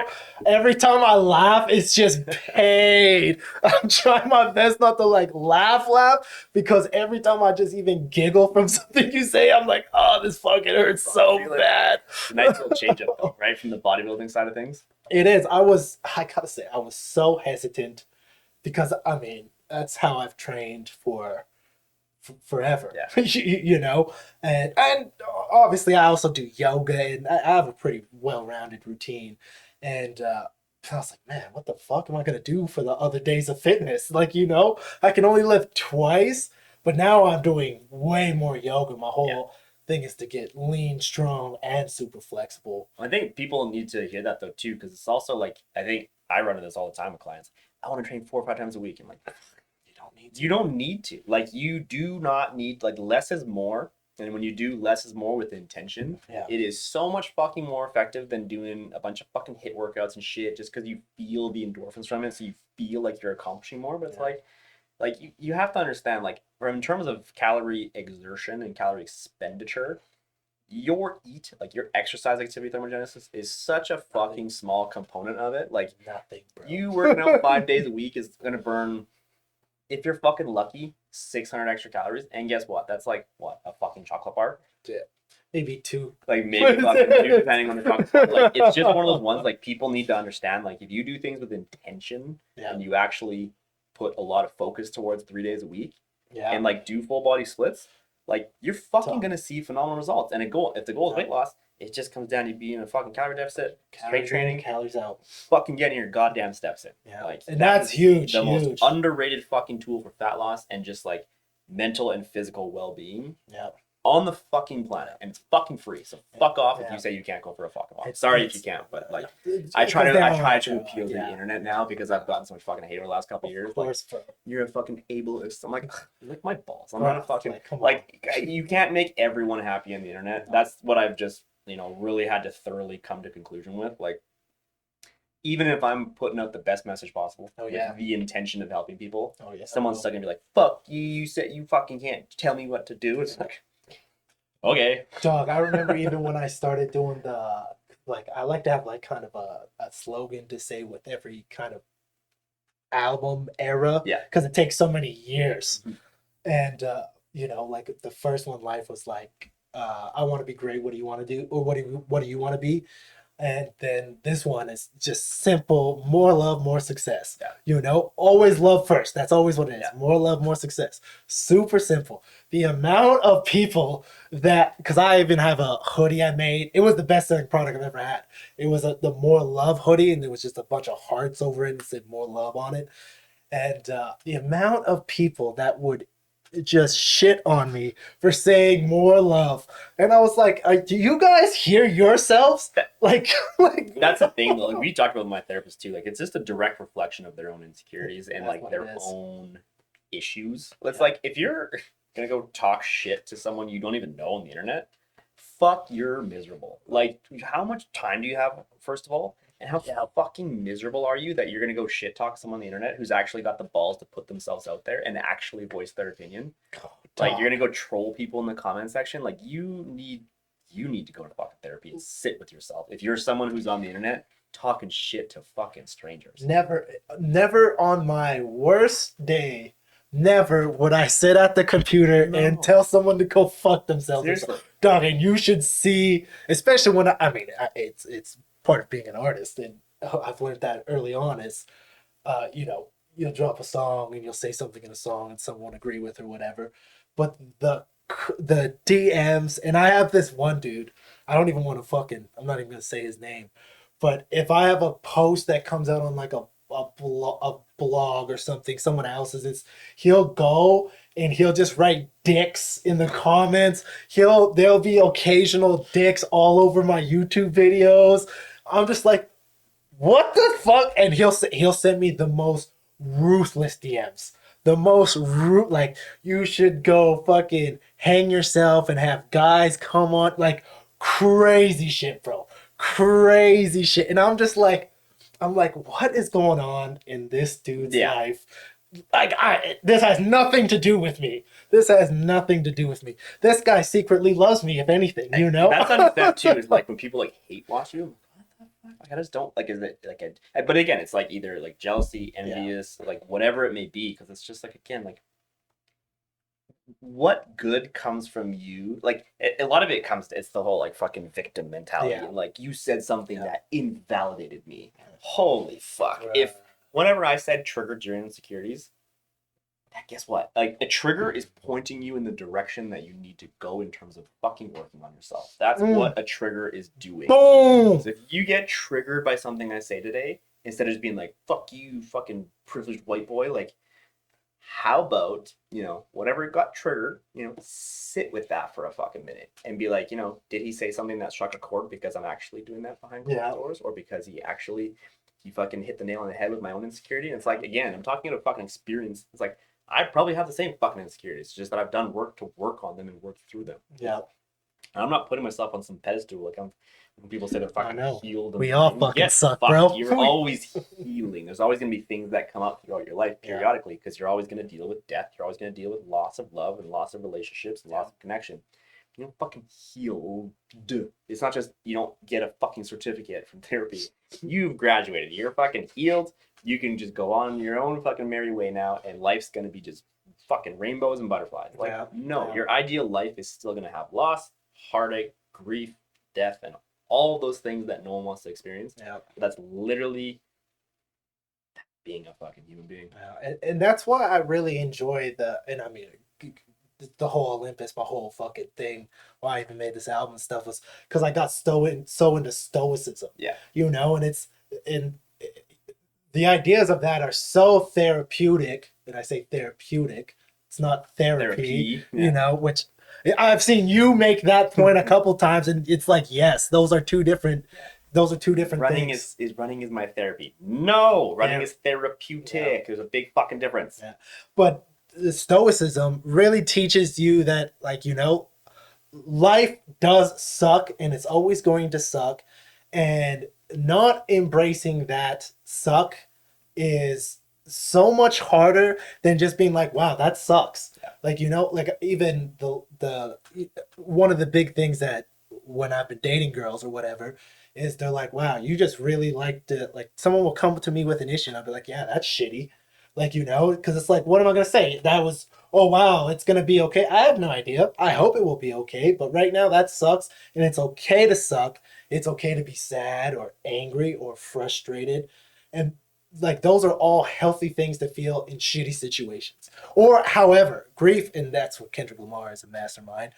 He has that song on his last album, United in Grief. And, the one of the biggest things they say in it is like, we all grieve in our own way, and that's true. It's like how you grieve and how I grieve can be completely different, and not one of us is not wrong and one of us is not better, and it's just like, I think people just need that reassurance sometimes from conversations to be like, yeah, that sucks. It's like, yeah, it does suck. I feel better now just being like, oh yeah, that sucks. But then, I mean, I also, have you read the Meditations of Marcus Aurelius? Most of them, not the entire book itself, but most of them, and like even just listening to the stuff on YouTube and stuff like that, I've heard a lot of them. Yeah. But it's like coming out of that lens of compassion. Like, it's not like that sucks, get over it. And that's it. It's like, yeah, that sucks. Like, let's dive in. Let's we can talk about it. Like, like grief. There's no time frame on like when grief is going to end. Like, grief is, and it's also like, it's not a linear thing. You know, it's not like something bad happens and then it's just like, yeah, it sucks, then it just drops off. It's like weight loss. It's exactly like fucking weight loss, right? Like, it's gonna go up and down. There's gonna be, if you lose a loved one, like every year on that date, like, there's going to be grief that comes up around that time. And again, that's where being able to process that and accept it for what it is like, it's fucking important, but not putting a timeline, and it has to happen within time. Same with weight loss. I have to lose fucking 40 pounds in 3 fucking months. Like, okay, but then what? Yeah, and that's what it is. It's like, how about you just increase your healthy habits over time? And same thing with grief. Instead of being like, next year, I don't want to be sad on this day. How about next year I can, whatever, plan a trip around this, or I will book a session with a therapist around this. Like, it like that could be a big step, like, or it's so. And I say I bring up Jordan Peterson all the time because those books really impacted me in a positive way. And one of the biggest things that I always take from that is pick up your socks. It's like, it's like you need to have an aim, you do it. And you've probably talked about this in psychology or in therapy, sorry. And it's just, there always needs to be an aim. That's how we're designed as humans. We're the only animal that can see ourselves in the future, which is bad and good. It's both of those things. It's not inherently bad and it's not inherently good. It's both.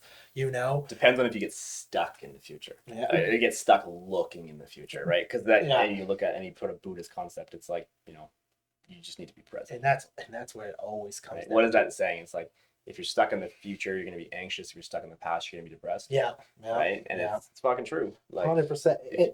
Oh, sorry. I was going to say, like, one of the crazy things after breath work 2 weeks ago was, like, I think it was 2 weeks sober, like just under 2 weeks sober at that point. Okay. And so it was one of the first breath works that I've gone to and not fucking used after and or used before. Not before, but like, let's say the day before. So it's still in your system, right? And then I was also on like day 9 of no caffeine. So I was super stoked to go into it being like, I'm like fucking pure right now. Like, like there's no like numbing agents, there's no stimulants, there's no nothing. I'm just fucking there. Like, my body is there. And so we did it. And how's your eating during this time? Been fucking dialed. Okay, cool. Dialed. Let's go back on that because I want to touch on the disordered eating standpoint with weed and everything. But so I remember we finished the session. I was like, fuck, I'm fucking exhausted. And I've had like, breath was crazy because I've had ones that I've left there feeling good. I've had ones that are fucking bawling my goddamn eyes out, which is just a release of emotion in itself. I've had ones where I feel lighthearted, neutral, and this one it was like I don't feel mad, I don't feel sad, I don't feel happy, I don't feel anything, but I was like, I feel like gravity is like pushing down on me. And Crystal was like, you're grounded. I was like, bro, you're present. You're here. Because you don't like when you're actually present and you're not, occupied with like, I have to pay this bill, I have to do that, I have to do this, I have to do this, I have to fucking do this. Mm-hmm.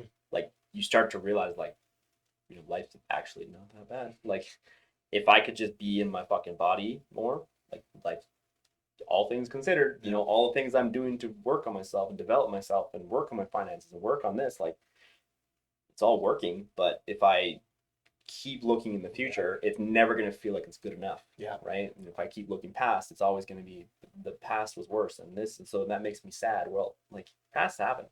Yeah. What's happen's over. It's that you can't fucking go back and turn back the clocks.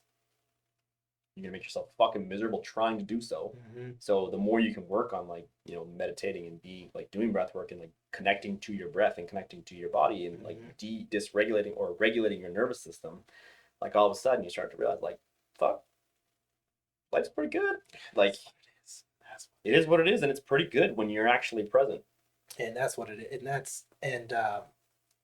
I mean, that's what I work on almost that's really what my whole, especially with the content creation, with the music creation, it's like I do all those things, the exercise, the breath work, the meditation, the reading, so when they all work together. They all work together. Not one or the other. It's and that's what it is. It's been over time, over 10 years that I've added things, I've tried things, different types of breath work, different types of meditation, different types of whatever, over time. And it's all, not saying that I'm perfect in any ways, but the one thing that I do take credit for a lot is how present I can stay in most situations.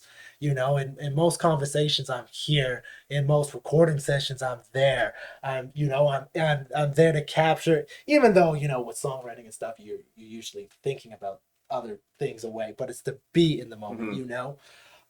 One thing, sorry, I want to say because I think this is a good clip too, but like stop chasing perfection and just chase presence. I might tweet that later because I wanted to like interrupt there so I didn't forget it, because it's just like as a human there's no such thing as perfect. First of all, it's not, we can't gamify life to the point where it's fucking perfect. You can't win, but if you can be present as a human being, that's actually winning. 100%. That's because that's the only thing that ever matters. That's the only thing that ever matters. My fucking, they're getting, every time I like. See, he's present. He can feel how sore your fucking body is. I'm right here, right now with Max, and I feel every breath. So I'm getting more sore as the conversation. Because when I woke up, I was fine. I was stretching, and I was like, oh no, it's fucking. Shit took a turn. I was like, oh fuck. To circle back on that, we tangent, which is great. I was talking about how unorthodox, I guess, kind of my routine is, kind of with most people. Sometimes I'm on a routine. Like sometimes I have to go into places and do 9 to 5s or whatever. Most of the time it's just like I'll do a show at 10 o'clock at night. I'll do some boot camps one afternoon. It's all over the place. But a lot of my routine is a lot the same. It's like the exercise. We're exercising every day. Daily breath work, daily reading, daily, all those little habits, daily practicing. I was just going to say practices. Practicing is a huge one, and it kind of ties into all of that. And I even made a post yesterday. It's like, I've been so good. Fuck. It's getting hard to even talk sometimes. I've been feeling so good by doing all of the things that I know make me grounded. Because it's like, people ask me all the time what I do, and it's like, I don't recommend you do any of these things. None of these things could be your answer, just because I do them, and just because I do them at the frequency that I do them, it's like, man, because to me, it's like, I have to do all of these things to feel grounded. Yeah.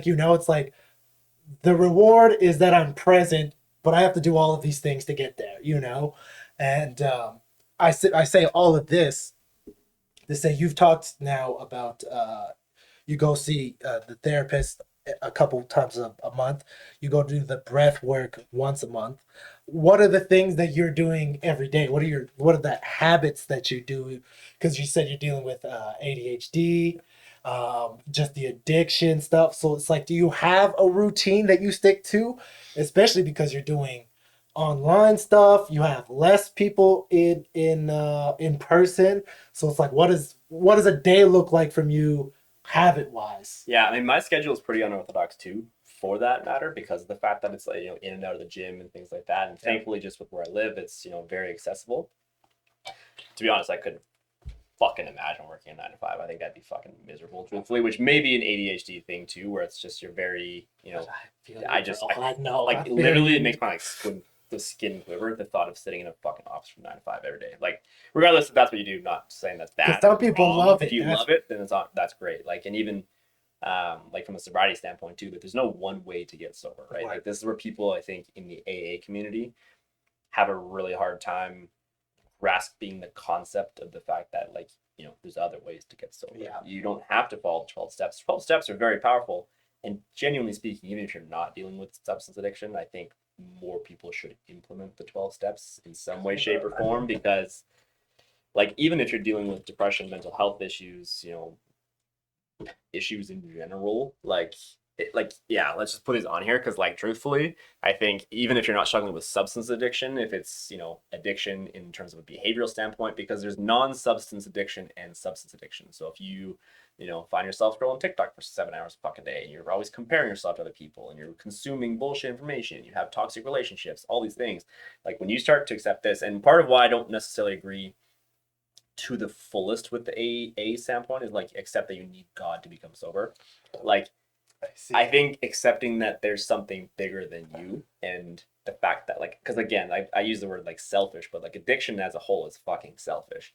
Like, you think so much about yourself that you don't think about the things that the issues that you're causing within your family, within your loved one, within your kids, within your work, within your whatever. And that's why it's a very selfish thing. And that's why it doesn't need to be necessarily God, but a higher, quote unquote, higher power of some sort, to realize, like, hey, the world literally doesn't fucking revolve around you. And so when you start getting honest with yourself, you start to realize, like, the decisions you are making today, whether it's on a conscious or subconscious level, are actually affecting your loved ones and the people around you. Yeah. And that's why I use the word selfish for addiction, because, like, it actually is quite fucking selfish when you really break it down. Not to go on too much of a tangent with that, but in terms of my own habits, so a big thing is, like, with the vlogging, obviously, is, like, you literally see my fucking day-to-day habits right now. So yeah, and that's why I was asking. I was like, I'm curious. Let's hit play, so I don't look like I'm fucking crazy out there. Good call. For me personally, like, actually, like, ironically enough, too, started watching Jordan's vlogs, and, like, started drinking the snake juice in the morning. Oh, like, are getting you fasting? Nope, not fasting, and I'll talk on that later, because I've had definitely a lot of body dysmorphia issues over the years, which I think is super common in the fitness industry and just in the world as a whole. But I have negatively used fasting in the back in my past years. And again, though, it's interesting going back to, like, was it disordered eating, or was the disordered eating fueled, like, was the disordered eating fueled by insecurity, or was the disordered eating fueled by insecurity and cannabis addiction? Because now that I'm 21 days sober, like, I don't want to fast. Like, I feel way better eating, 3 to 5 meals a day. Oh, cool. I feel way fucking better. Yeah. My energy levels are more consistent. Yeah. I also, at the end of the night, like, I just don't have the desire to go and binge eat and eat, like, super high dopamine foods, like fucking pizza every goddamn night, like super high sugar foods. Like, dude, I would fucking literally get stoned, take a jar of jam and a jar of peanut butter and fucking spoon. Like, what, dude, like, I am not shitting you right now. Like, you can't make me laugh, dude, like, bro. I'm not even fucking I know kidding it's you right now. up. But, like, a lot of that, and again, that's where addiction's so layered, because it's like, there was the insecure side of me being a fitness professional, I thought that if I didn't look a certain part, then my business would come crumbling down, and I wouldn't be able to help people, and yada yada yada. So I truthfully used fasting in a very negative way, because it was actually more destructive to my health, because I had figured out, essentially, after doing the snake diet for quite some time, that, like, oh, crazy, like, I can eat pizza pretty much every day and because I had, and this is where I guess I'm different too than most people in the sense that like I fucking, you know how hard I trained back in the day. Oh yeah. I don't train like that anymore. Fuck no. But I like, that's why I'm hurting. out of insecurity from the ages of 16 to 27 or 28, I trained like a motherfucker. Yeah. I trained fucking hard, and I have a super solid foundation of muscle on me. So I'd hit a point which, like, I basically would drink every night, smoke weed every night, but I wouldn't eat any food because I knew that, like, I wouldn't eat any food all day, knowing that not only would drinking on an empty stomach, I would get, you know, drunker faster on less alcohol. And this is where, like, this is the crazy side of like functioning alcoholics, and functioning addicts, where it's like, okay, so I had figured out, you know, a formula, we'll call it, where if I didn't eat all day, instead of me, because I drank every day, like my tolerance was high if there was food in me. So if I didn't eat all day, I could drink like, you know, 8 to 10 ounces of scotch, be as numb and fucked up as I wanted to be. I could then couple that with the fucking volcano and smoking joints to like then get even more numb and more fucked up. Yeah. And then I would order $30 to $50 for the fucking skip the dishes of just dog shit food, knowing that, hey, like I'm still, you know, at my maintenance calories or in a slight deficit. So I'm not going to end up putting on a bunch of body fat, meaning that people won't actually know I'm struggling behind closed doors with this addiction. I see. So that's where addiction is so fucking layered. Holy fuck. And this is why, like, I'm open about this because, especially being in the fitness industry, like, I don't think a lot of people talk about this. And, like, that's where I don't have a negative relationship with fasting, like, for your schedule, for whatever. Like, it works for each individual, but it's just being honest with, like, all of the other areas. And that's what it is. And that's what it is, too.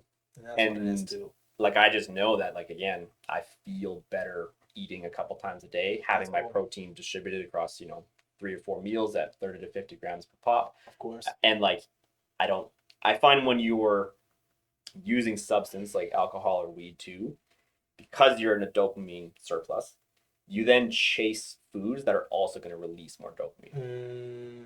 So then I would eat shittier foods, right? And then that surplus would go even higher. And then the next morning, fucking dopamine deficiency would swing even harder the other way. Of course. But then again, I don't want people to know I'm fucking doing this, so I would just not eat all day, and then I would repeat the cycle over and over and over and over again. And that's why I was so good at putting on, like, no one fucking knew. That is what. So that being said, Archer, I was like, okay, random. Fucking 55-pound dumbbell, my big Russian client. So what does it all look like now to you? It might be a strange question because your everyday might look a little bit different, but what's a standard day for you look like? The standard day is wake up. I still use 20 milligrams of Vyvanse a day. And again, that's like prescription. And I've never had the like inclination to abuse it. Like I've never been like, yeah, I'm going to try like, you know, 40, I'm going to take like 2 or 3 pills today to like see if I can fucking work even more and get more shit done. Like I just don't have that addictive tendency with that per se. Okay. And like, I don't know, maybe it's just even simply knowing that I got diagnosed with it. It's one thing if I was like, I think I have ADHD. I'm going to try some fucking street Adderall and see if I like, you know, function better. It's like I worked with a psychiatrist, got the actual diagnosis to say like, holy shit, like, you're ADHD. Yeah. And it was something that I always knew I had, but my parents, you know, again, we're an RCMP family and like, we don't have that in the family. Fuck, my whole fucking family has it, they just don't fucking know. Then they're so stuck in their own ways they don't want to actually acknowledge that they do. But regardless, I don't know, part of it I just don't have the abusive tendency with that because I'm like, no, this is prescription, and like I know that I feel better, my brain like actually functions, because that's one thing with ADHD. And this is where I think I self-medicated for so long, because with ADHD is like your dopamine levels are lower and the neurotransmitter itself is weaker. Oh, interesting. So like the drive to do things is like just not there a lot of the time. So what these stimulants like Adderall and Vyvanse and things are doing is it's actually producing more dopamine, and it's strengthening the dopamine that's in your brain already. And it's strengthening the connection. So that's where like if you actually have, and this is where it's ironic, like when people take Adderall that don't have ADHD, it's like it's not gonna, you're not gonna have these crazy benefits from it because you already have strong dopamine in your brain. Yeah. The neurotransmitter itself is already quite strong. You don't need a surplus of that. Wow, interesting. And so I think for so long, a lot of it was like, fueled by other traumas and insecurities, was also the fact that I was self-medicating because like every single night it's like smoke, drink, eat a bunch of dopamine food, and then wake up like this, and then be miserable cunt all day, like put on the facade that I'm fit and I drive my fucking BMW and I'm super happy and yada yada yada. It was all a fucking facade. It wasn't real. Damn. So now what my days look like, and this is where like Lucy has been such a grounding component for me in general, and like she was literally the reason I got sober in the first place. So every day, wake up, I have my 20 milligrams of Vyvanse. I drink my snake juice in the morning. Slam that back. Just for the electrolytes. Yeah, just for the electrolytes. And part of it too, like even me cutting the caffeine was like I was notorious for not drinking enough water. Like, oh man, I've actually bad with water. I've actually had to cut down on my water intake. I didn't know that I was drinking so much water. I didn't realize, because I think that I was relating. Everyone says they don't drink enough water. So I was like, I must not be drinking enough water. I was drinking on the regular like 10 liters of water.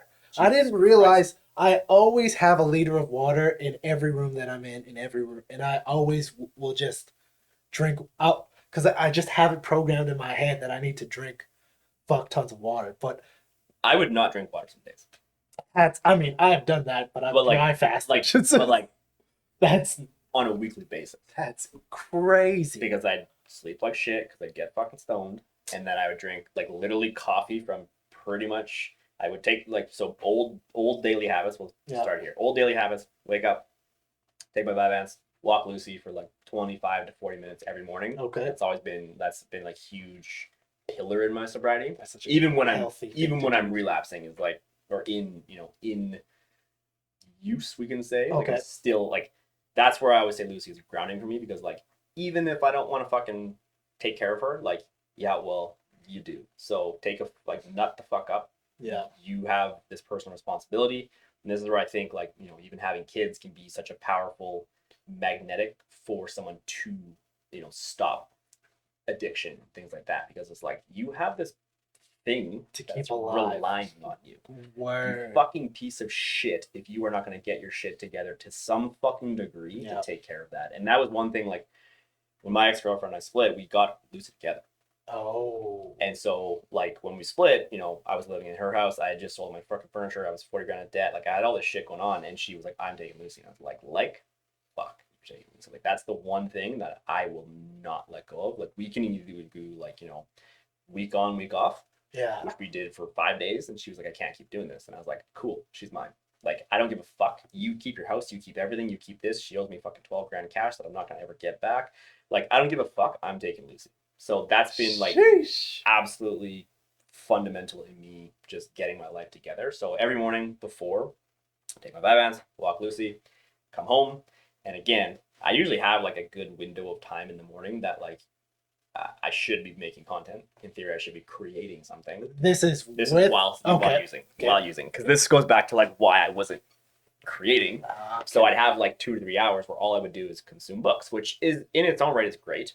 But like when you're not doing anything to create, you're not doing anything from an action standpoint with all that knowledge, it's like, well, okay, it's great that you're accumulating this knowledge, but what are you going to do with it? Yeah. And I use that as a way to like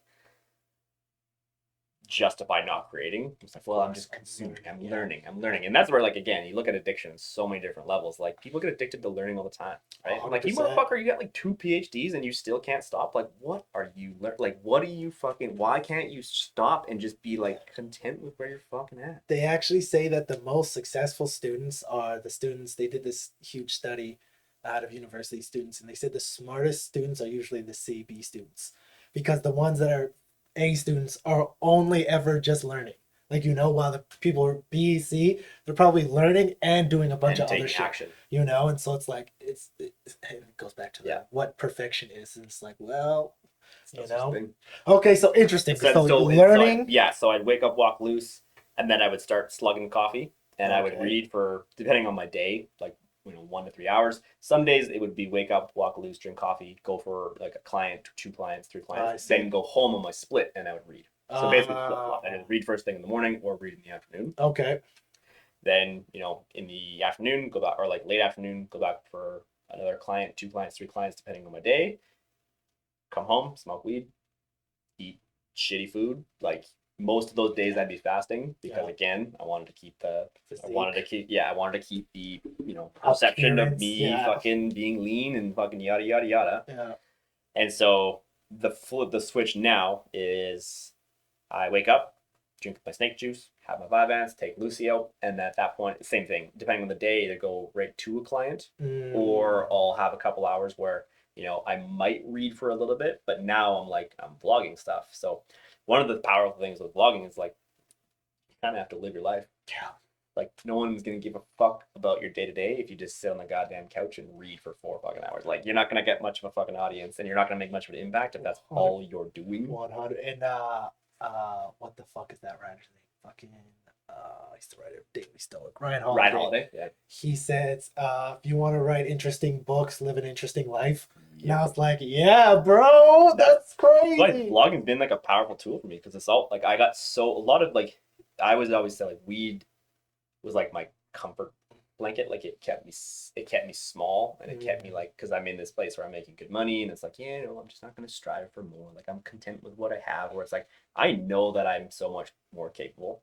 The fact that I was making the income that I was, making the impact that I was, all the while actually like spiritually, emotionally, mentally, physically abusing myself was this point where like you can do better, but you have to take care of yourself to be in a position to do better. 100%. And so 100%. Now it's like, I'll do things, I'll create content, I'll make funny videos, but like in my videos, like I'm always talking about something that's also like there's always a message in my blog. And like that's one thing, seeing like the daily practice of vlogs, seeing the improvement of them and realizing like I think it was like day 14 I realized like how to film it and structure it. Like every vlog is just a daily podcast. Every vlog is literally now like from probably 15 on, maybe even a little earlier. Every vlog is basically just a daily podcast of my day embedded with the visual stimulus of what's going on throughout my day. And so that being said, because you do have a podcast. Yeah. I was active on that in the past. But this is where like, again, I'm so sensitive to inauthenticity that I hate that shit, bro. the podcast was called the Squats and Sober Thoughts podcast. So there was this mental block that I actually just couldn't create content for it because I knew I wasn't sober. You were bullshitting. You were bullshitting yourself. I was bullshitting myself, and it's like I'm so sensitive to dishonesty now. And again, this all stems from childhood stuff and of course my family and whatnot. Of course, like I grew up in this like web of lies. Oof. And it's not to say my family wasn't great and we had money, we had this, we had that, but every family has shit. And like I grew up in a web of lies, and it's to the point where like I'm so sensitive to people lying to me now. Like it's to the point where like I can almost like viscerally like feel when someone's lying to my fucking face, and I fucking hate it. And so to the point where my fucking podcast being called the Squats and Sober Thoughts podcast, I actually couldn't make content for it. So I haven't been active on it since starting the vlog, truthfully, because the vlog is a fuck ton of work, and I literally do not have the time of day to do so because I'm editing for like 3 to 5 hours every single day. So how much footage are you recording in a day to get that? Because you're making almost exactly this, probably the exact same length videos I am every day. So after day, I don't know, 4 or 5, you're like, holy fuck, I have to keep making 10-minute long videos. Like minimum, like recording in the entire day. Are you just getting everything? Well, now, like that's the cool thing, like we talked about before we were on air, is like by practicing it daily, it's like you learn strategies and ways to become more proficient with it. Yeah. So like now I kind of know, even on like day 14, that I had that kind of realization that like, basically this is just a podcast that I'm pretty much overlaying my actual day. Word. So knowing how to structure it. So like, I'll structure. Fuck, she got the zoomies so hard here last week. Because that's a fairly large dog. Oh yeah, she's 75 pounds. She's ripping. But so every podcast or every day has like, I want to say like a daily message essentially, right? So there's some sort of underlying message of the day that I want people to kind of like take home. And so now I know that like I'll kind of film my morning and like film, things like this that are cute and visually appealing and B-roll and stuff like that. Cool. And then in the afternoon is typically when I'll, quote unquote, record a podcast. And I'll basically just overlay my message with what I'm doing throughout the day. So, and then a lot of my stuff in the evening where I'm at the gym with clients and shit like that, like a lot of it is, it's just extra B-roll stuff. I see. So usually with that stuff, and like after 30 days too, like I want to actually, ask the audience, it's like, what do you guys like to see? Do you want to see more of the gym? And like right now with keeping myself accountable with my own daily routines and stuff like that, to go back to that topic, is like the accountability of now me training 3 to 4 times a week as well. And so usually with my clients, I'll just like zoom that, like I'll put it on like fast speed and I'll put like overlay with some music and stuff like that and just kind of what they're doing. Right. But fucking whole ass tree. This fucking look at this fucking I know some of y'all are listening, but if you go check it out on YouTube, This is worth the watch. Oh, look at even that. What a fucking what episode is this? This is last 14? Wednesdays. Yeah. So on my day off, I do a mini vlog for the day just to give myself a little bit of a break, but still stay consistent with it.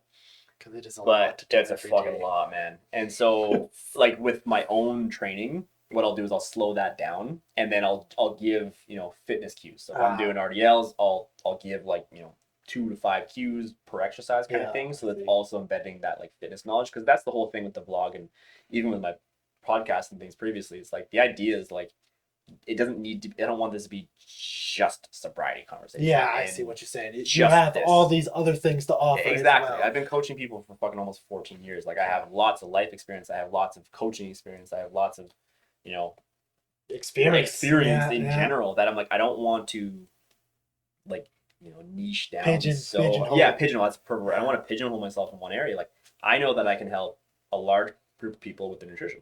I also know I can help a large group of people with their fitness. Yep. I know I can help a large group of people with their mental health and all of these different things. And, the reality of my life coaching is like my fitness coaching at this point is just, my program itself online is just, it's life coaching with a fitness base.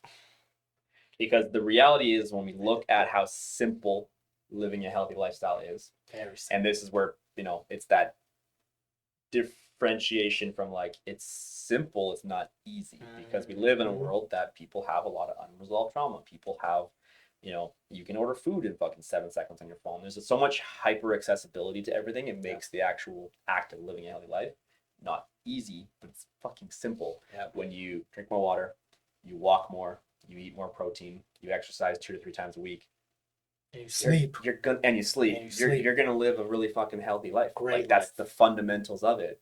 But where the life coaching comes in is if we look at it, steps, sleep, food, whatever, exercise, simple.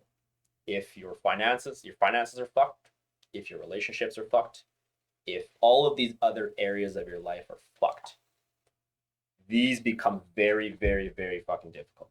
Yeah.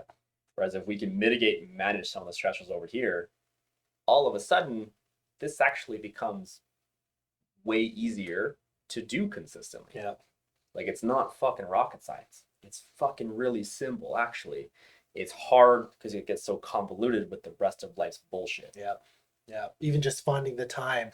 Yeah. Time is really, that was one thing I was definitely more ignorant about when I was younger in a trainer. It's like, well, what the fuck is an hour a day? A lot. And you're asking a lot from people to ask to do something for an hour. Yes and no. And I'm gonna debate you a little bit on that one. Only in the sense if you truly audit your day to day, so many fucking people are lying to themselves about how much time they do or don't have. And I obviously agree with that completely. But just in the stance of going from not doing something to doing something for an hour is a big even to ask someone to listen to a 2-minute song is a large ask initially because of the habits aren't cemented in, obviously.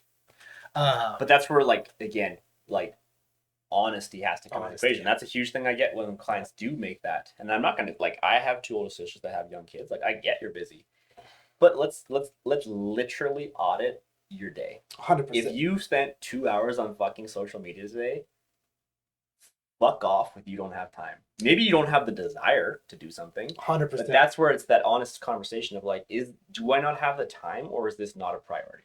And that's what it always turns into. Yeah. Everything is what you value and what you're willing to sacrifice for. Because whether it's a good habit or a bad habit, you're sacrificing to do it. Yeah.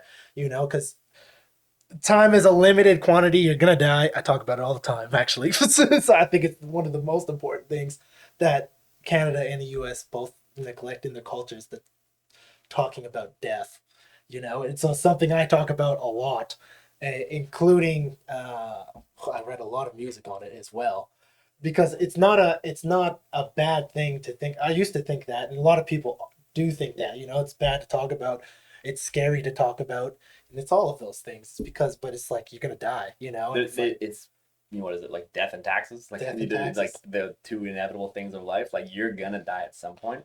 100%. And it's actually healthy to talk about it, because then when it happens, as it's going to, because it happens to everyone, you're going to be able to process it and, you know, be able to grieve and be able to understand, like, you know, what death is as a whole. Yeah, and it all comes into, and I say all of these things, especially because we're talking about priorities, is that, I know you've read it, right? 4,000 Weeks. Yeah.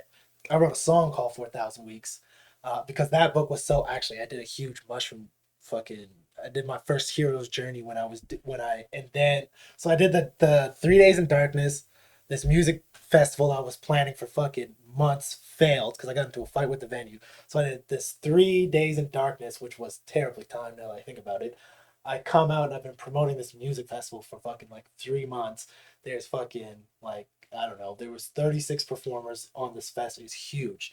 And then I get into a fight with the venue and things go fucking array, and I cancel it the day before. It cost me thousands of dollars.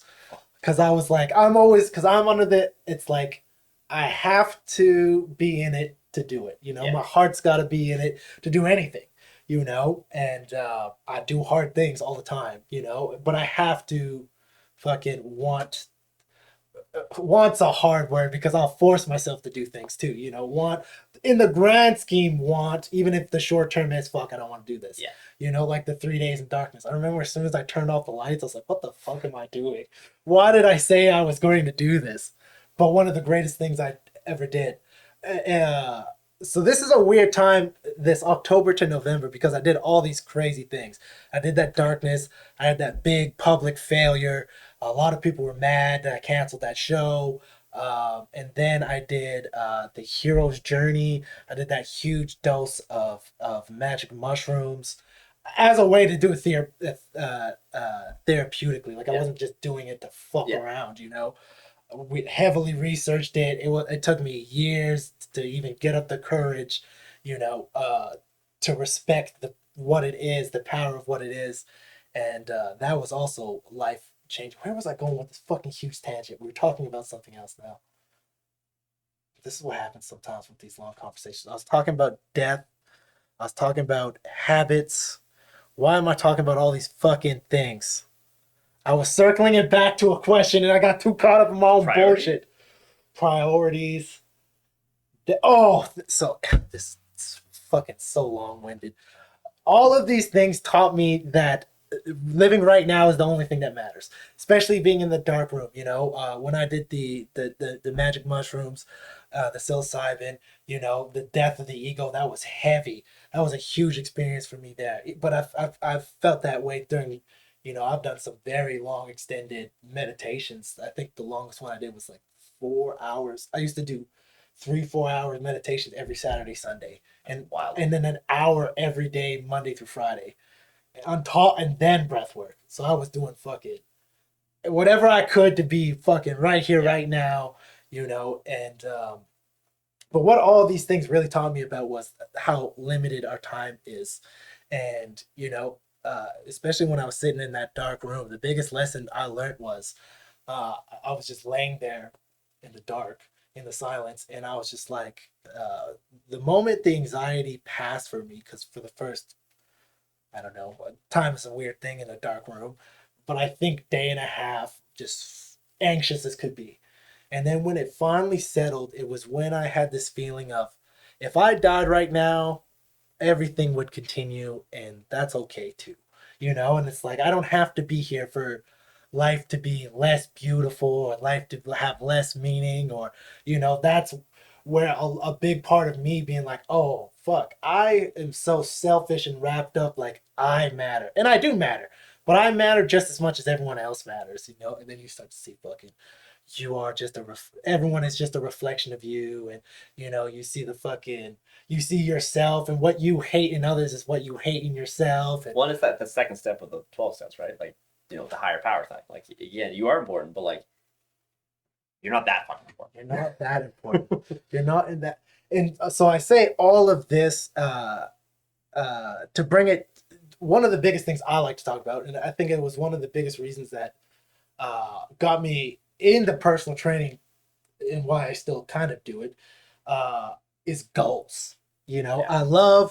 I love people striving for things. I love people achieving things, you know. And as I've gotten older, I feel like I've only, because I've become less jealous even. I've always liked people doing shit, but now I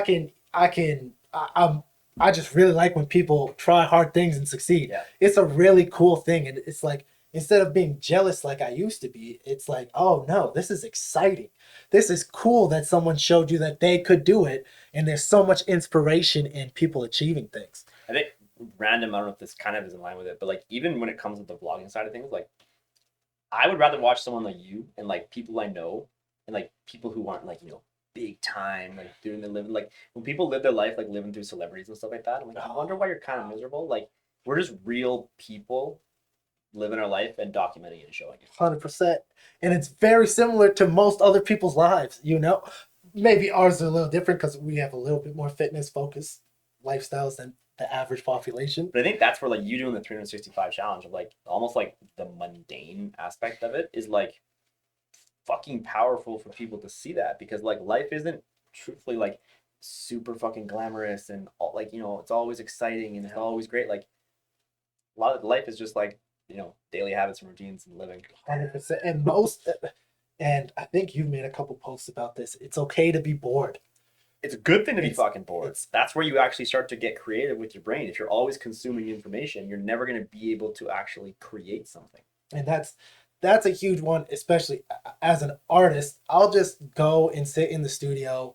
And it's like, okay. And I think it was Jerry Seinfeld who said this too. It's just like, you fucking, you show up and you just write some jokes Every day. every day. It's like, you fucking go, you write some bars, you play some piano every day. It doesn't matter. And fucking, what's his face from? I think it was Guns N' Roses said it too. It's like, it doesn't matter if it's 2 a.m., 2 p.m., if you're drunk, if you're high, if you're sick, if you're tired, if your mom died, whatever, you pick up the guitar, you know. And it's just like what it is. And especially in an industry like music, it's hyper competitive. Like, you know, it's just like anything else. It's like, bro, you have to be in it every day, even if it's a little bit. And a little bit is great. 10 minutes every day is a fuck ton of time over the year, you know. And it's just, I especially working with like younger artists, and, you know, everyone's trying to have that lottery ticket of a song that just, and it's just like, bruh, it's like, you could live your life that way, or you could just drop a bunch of songs every year that you love and just fucking, you'll do it. I just finished Atomic Habits, and he was Oh, great book. talking about like, and even going to the blogging standpoint, like the practice side of it, where it's like people always ask the question of like, you know, what is the time, what is the duration it takes to, you know, get good at something or create a habit? And it's like, that's the wrong question. It's the frequency that's important. It's frequency first, then time. Yeah. Because if you practice something every day, like fuck, if you guys like what I have to say, go back and watch my entire vlogging series from day 1 till day 21, and you will see fucking massive improvements pretty much every single vlog, because of the fact that I'm practicing every day, every single day. And that's why even with me, like, I wanted to do this challenge was the fact that like the tools that I'm going to learn within a 30-day time frame minimum when it comes to editing and things like that is going to pay dividends in every other area of my life when it comes to content creation, whether it's on a short form, podcast, long form. And it's like I could edit, 2 times a week for 3 to 5 hours, and in a month I'd get, a little bit better. Yeah. Or I could do it every fucking day for a period of time, and I'll get fucking a lot better really goddamn quick. And then when you couple that with time, that's when people, like the people you're comparing yourselves to, have just done it for longer than you. And that's what it comes down to, is you have to like stop wanting to be where they're at without doing the work that they've done to get there. And I even just said this the other day. It's like, especially just with all the weight loss stuff lately, everyone's like, oh man, like, it's taking so long. It's like, the person who deserves to be at your weight loss goal right now is the person who's put in the last year or two of work. And it was on your vlog yesterday, I think. I think it might have been. You had a couple comments, people being like, "I'm so like frustrated, like it's yo-yoing." Yeah, I was like, bro, that was the one thing I was like, when is 3 to 5 pounds yo-yoing? It's like, bro, I was 160 and was 200 pounds. So when you zoom the lens out, you start to realize like, oh yeah, a yo-yo is where it's like 200 and then 160 and then 220, and then that's a yo-yo. Day-to-day fluctuations is just normal life. Yeah. And I think that's the one thing that stepping on the scale and showing people every day is really like so powerful. It's like and it's also so interesting when people just don't know.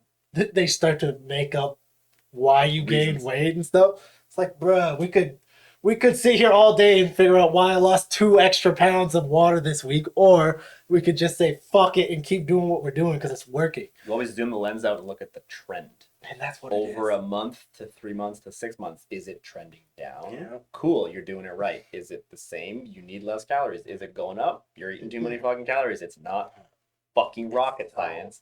I don't care if you think it's your hormones. Sorry. Your hormones might be playing a factor in terms of how many calories you need to be in a deficit, which if you have, thyroid, if you have PCOS, something along those lines.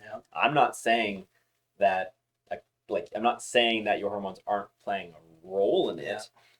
All it's really playing is the fact that your basal metabolic rate is going to be lower than the average person. So if your friend can lose weight at 1,800 calories that doesn't deal with PCOS and hypothyroid and whatnot, you might need 1,300 calories. And guess what?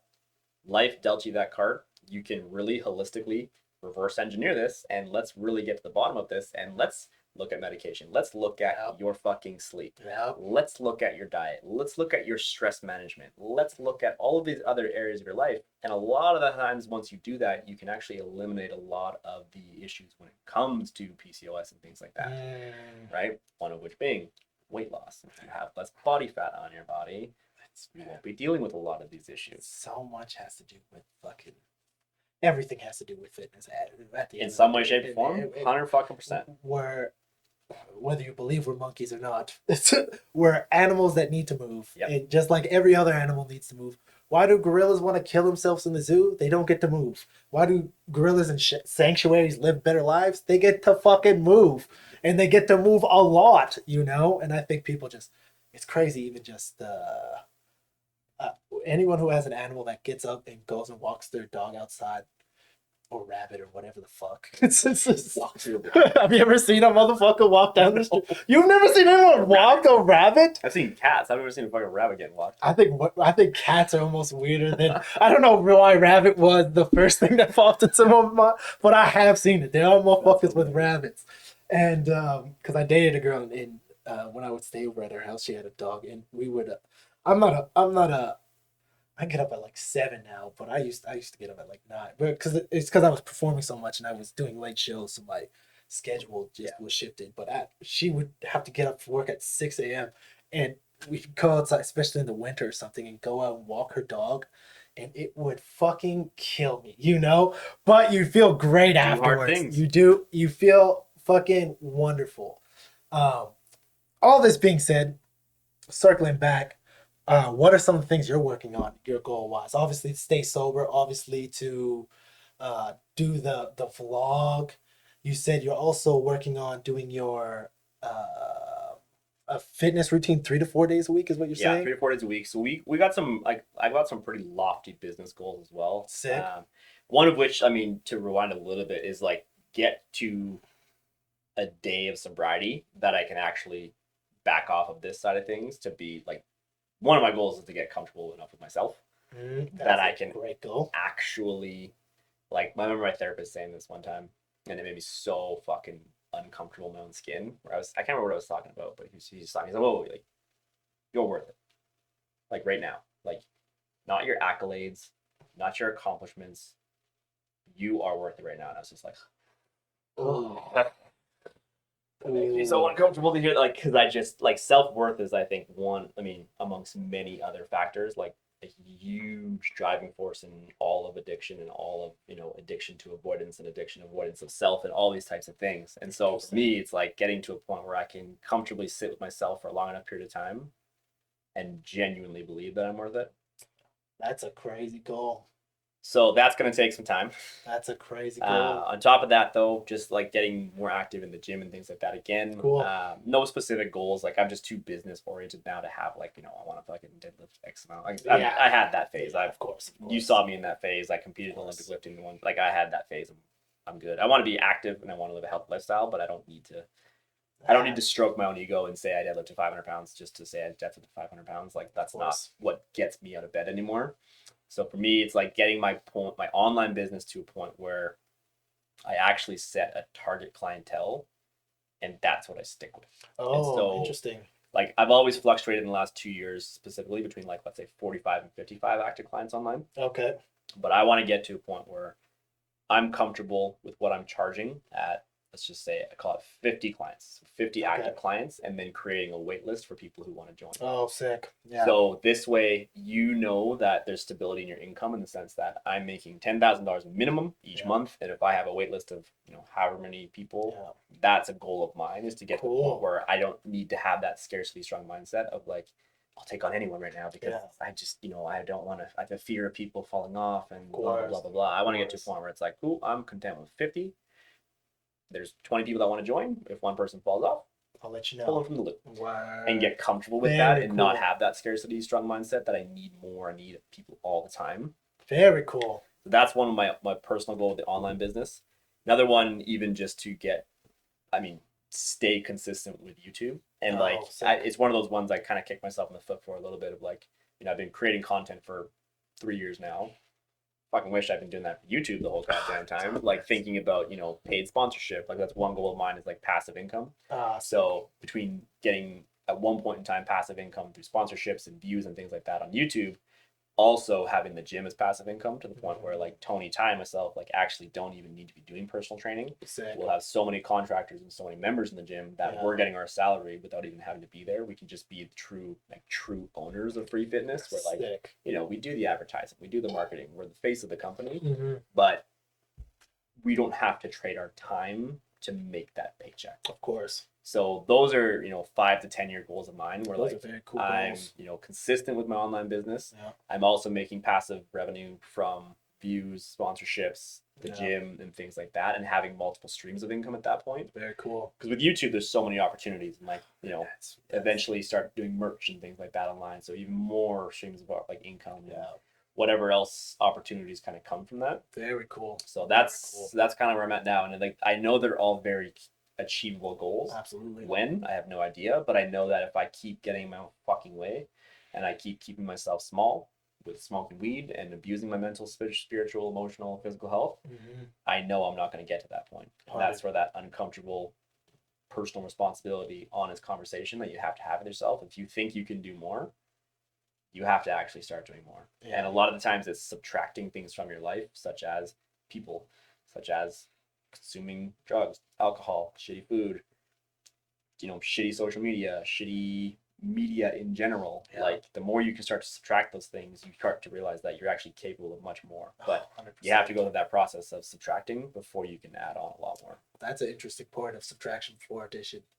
And that's actually very interesting, because that even reminds me of, this is going to be kind of technical talk from the artist, but, like, when cleaning up a track, before you add frequencies, the best thing to do is to take away frequencies first. I mean, there's an argument to make on both sides, but relatively speaking, you usually subtract before you add. Before you add an effect, you adjust what you already have. You take some low end out before you add the high end. You read Scarcity Brain, so, like, it's like the whole premise of the book. And, like, there's the one chapter where he's talking about, like, him and his son are building this fucking Lego bridge. And so like he's like, oh, this, you know, it's unstable, so let's just add more on this side to then even it out. And the kid, by the time he like came back, he just subtracted the one side, and it was actually, he was lower, so it was more stable, and it was less resources, less time. So then they actually ran an experiment with, you know, a bunch of different scenarios with like actual legit engineers, and one of them was literally to build the Lego bridge, and like, okay, so like build this bridge, there's this issue, build it. And almost all of them were trying to add more before they had the thought process of let's subtract first. That is so interesting. Right? Because again, it goes back to our conversation of like everyone, they need more money, they need more followers, they need more this, they need more of that. Where it's like, but do you? And even to tie that into yourself, where you are enough. Exactly. You know, it's like you don't need any. And I think that's one thing that the meditation really taught me was like one of the things I hate. There's a time for celebrating people's awards and people's, but it's like when you're coming in, that's the main thing you have to offer is the thing that you, oh, I won. I especially hated in music. I especially hate like someone's like, oh, this guy's a Juno award. Is he good? That doesn't tell me he's good. That means he's sold. You know, that doesn't mean anything to me from as a fellow artist. You know, like that doesn't mean to me. Like, you know, you show up in a bougie ass car or anything. None of those. I'm so not anti-materialistic, but it's like none of those things mean anything to me. Well, and it's who you're doing it for. It's because it's not me. You know, it's but even like the person, you know, who like it's a large, it's ego. Right? Most like, things are. Can't remember what book it is, but he's talking about like, oh, it's the Psychology of Money. Can't remember who it's by. Really good book. Okay. But it's like once you pass a certain income threshold and you start buying things like cars and houses and this, it's like, are you actually doing it for you? Word. Because he talks about like wealth and riches, and he's like, wealthy people don't show it. Rich people show it all the time. Because they need to show you the car, they need to show you the trips, they need to show you the fucking lavish lifestyle on Instagram to prove how rich they are, even though, you know, they might be making a lot of money. But if you're spending a fuck ton of money too, it's like you're not really saving. You're not actually wealthy, looking. Exactly, you're not wealthy. Wealthy people don't need to show it because they have the confidence to know that like they're good. Like I'm good. Trust me, I don't need to go flaunt it to show you how rich I am. 100%. If I want to go buy a car because I'm a car enthusiast and I fucking love BMWs and it makes my fucking dick get hard knowing that I get to drive this car. Yeah. And I have the resources to do it, I'm going to do it. Absolutely. It's not for somebody else. And that's when people have to look at their ego and actually ask. Like, and I think a lot of people associate, I can't remember if it was a podcast or it was a book, but when people, it's this interesting, and I've tried to catch myself doing it now, where when you introduce yourself, it's like, you know, who are you? I'm Max. I'm not, oh, I own Free Fitness, I own a gym, I own an online company, I do this, I do this, and this. I didn't ask what you do, I asked who you are.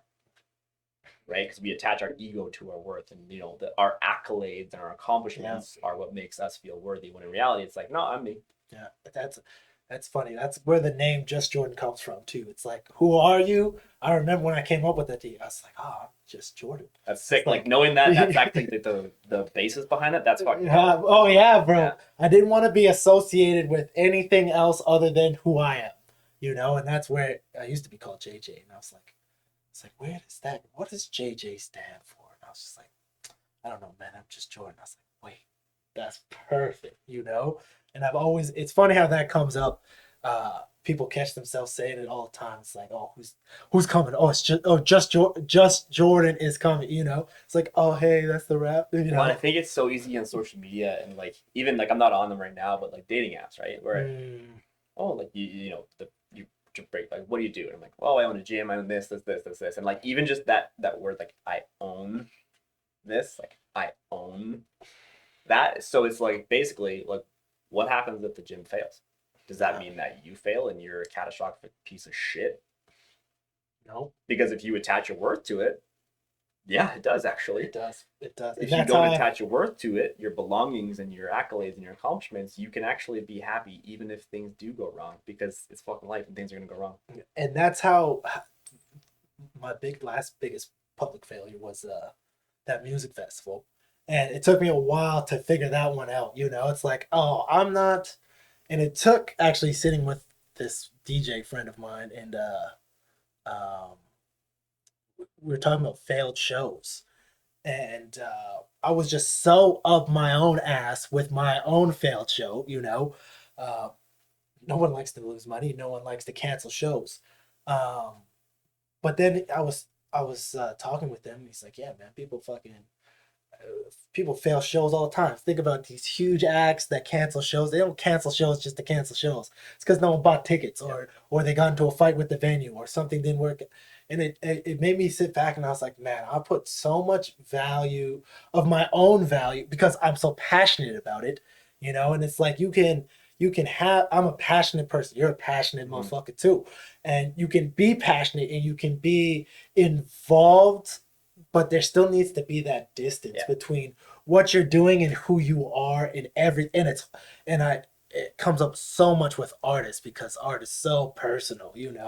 And it's like being able to detach from the art as the artist is always hard. If someone comes and shits on one of your songs, especially if it's a label executive, it's like, who the fuck is that guy anyways? He works for Sony, or who cares, bro? If Susan down the streets bumping that shit every morning, it's like you won with that song. And it's just like and then I guess it comes always back down to this is why it's so important to define your own success in everything that you do. In everything that you do, you must be familiar with Alex Hermosi, the business dude, and he brought up this point of the more things you measure, the more chances you have of succeeding. And it's like that was a really cool thing for me because I was like, oh yeah, there's so many different things to track. It's like I don't need a million streams, but it's like, okay, now the daily vlogs are getting popular. Yeah. Okay, the podcast is getting popular. Oh, now it's really trickling down to the music. Oh, now the vinyl sales are up, and it's like, oh, this only took 100 more people, or doing 15 more blogs, or 10 more podcasts. It's like there's so much, and then it's like when one of the ones I put out only has like 200, but that doesn't discredit the other ones or the things or what I'm doing as a whole, even just because that one's not as viewed as. And it might only have 200 right now. And it might fucking pop off in a couple days, a couple weeks, a couple months, a couple years. And that's it. Right? Playing that long game.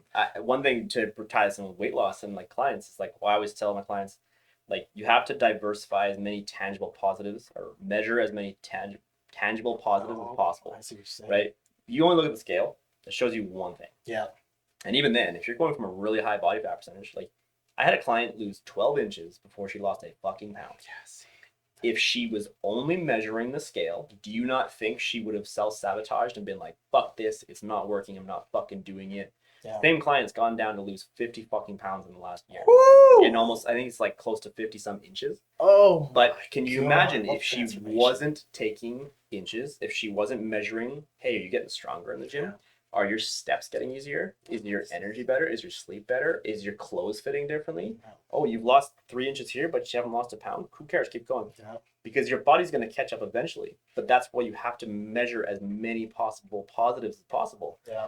And as many other areas as possible. Because if you look at it like that, all of a sudden you're more likely psychologically to keep doing the things that need to be done on a daily, weekly, monthly, yearly fucking basis to get to that end result, that outcome that you wanted in the first place. Yeah. But if you only look at the scale, I'm guessing even the people on your vlog that are like watching and seeing the scales like that, like, they're probably only taking measurement based off the scale. Yeah. So that's when they see that quote unquote yo-yo. It's like, but bro, you're down 6 inches. Yeah. Like,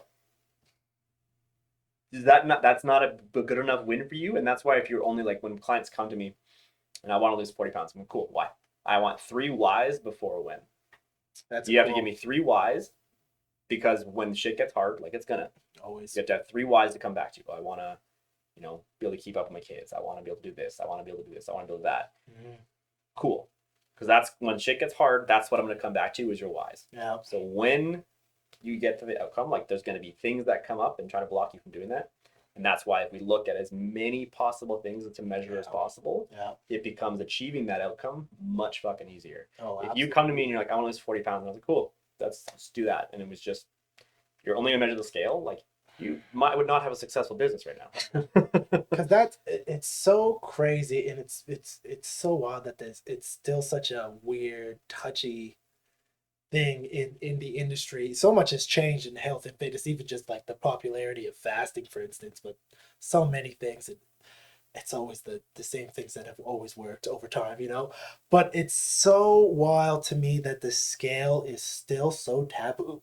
You know, it's such a, and for many reasons. There's many reasons for it to be, but you know, like the mere fact that people just don't see it as a tool is one thing that is so it's sad in a lot of cases. A lot of because a lot of people who struggle with the scale, it's a very deep personal issue with it, which is something that I think is heartbreaking for the most part. And that's why health and fitness and what you choose to do with your time, you personally helping people achieve this, is so beneficial. Like the work of what a life coach, a trainer, a gym owner is. Like I think people, these are things in society that people just don't realize, and it's because it's talked about so much, but don't really still realize the benefit of what it is.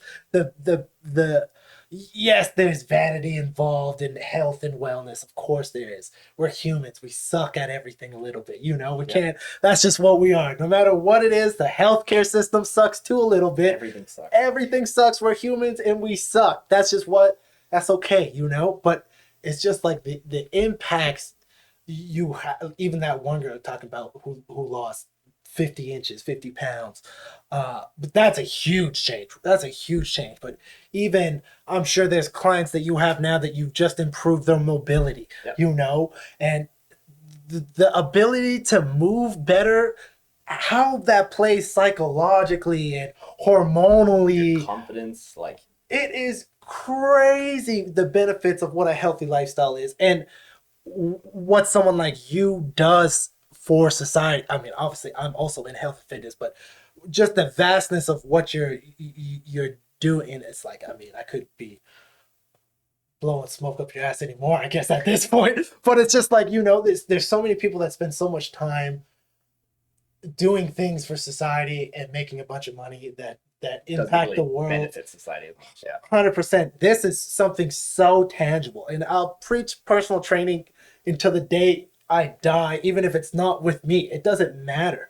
And it's like when you can find a coach, a mentor, whatever you want to give that title to that person that sticks with you and can get you moving in the right direction with the proper amount and proper guidance, it increases. There's not one person who signs up for personal training that sticks with it that doesn't benefit. Yeah.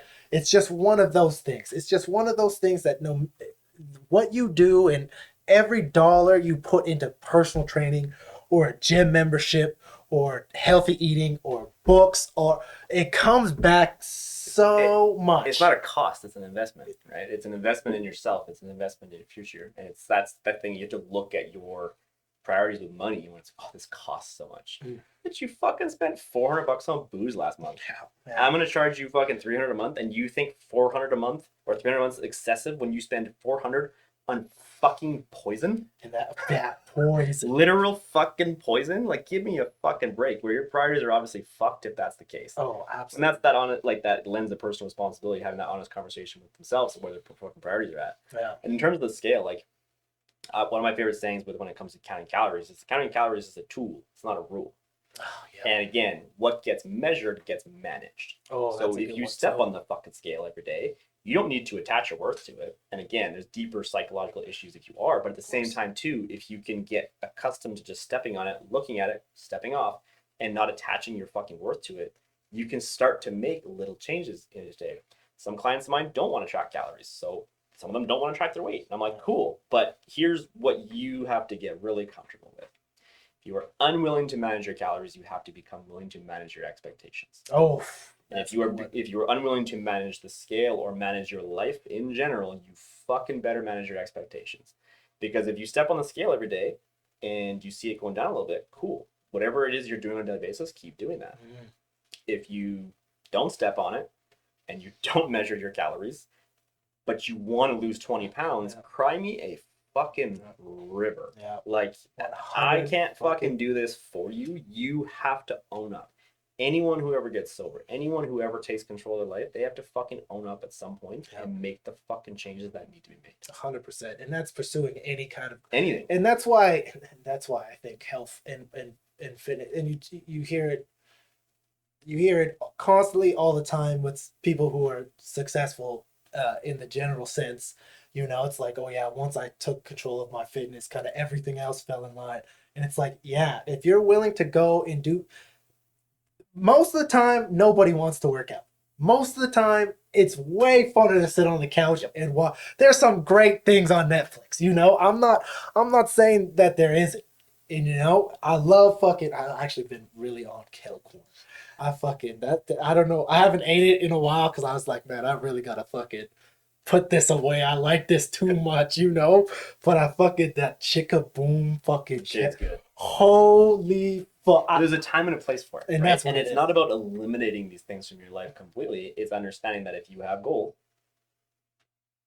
there's a time and a place for it. 100%. And again, going back to like the time it took you to put on that weight, it's like if you really audit your last 4 years, did you not fucking spend enough time watching Netflix? And that's good. Like, that's a good point too. Did you not spend enough time already? That's a good point too. Fucking scrolling TikTok, watching Netflix, like consuming all this information that makes you feel worse about yourself. Mm-hmm. And now I just even, just personally speaking, I'll indulge in those things while I'm doing something else, like fucking getting steps in. Habit stacking. Yeah, you know, it's like, fuck, if I want to watch this comedy podcast, okay, but fucking do it while you're getting your steps in, bro. Or fucking while you're sitting in the sauna. If you have a fucking bike at home, like put your cyclist or put your spin bike in front of the fucking TV or something like that. Fuck have yeah, clients that bring the laptop and put it on there. Like, oh yeah, you can do two things at fucking once. You can. Multitasking, it's not even really multitasking. Multitasking is something completely. I think it's more the habit stacking side of things. Yeah, like doing the thing that makes you feel good, if that's Netflix, but then also doing something that's good for you. Yeah, and being able to separate, like, you can't only have doing the things that make you feel good. Yeah. You have to have a really good balance of doing the things that make you feel good, but also do you good. Yeah, yeah. And arguably, the more things that don't make you feel good that you are forcing yourself to do are the answer. You know, so much of that. I can't remember. I'm going to fucking butcher this. I shouldn't even say it. But Mark Manson said something where it's like that. So you try to find it? Yes, because Chris Williamson or Chris Willex, whatever his thing is, he had just made an Instagram reel about it. It's like something about like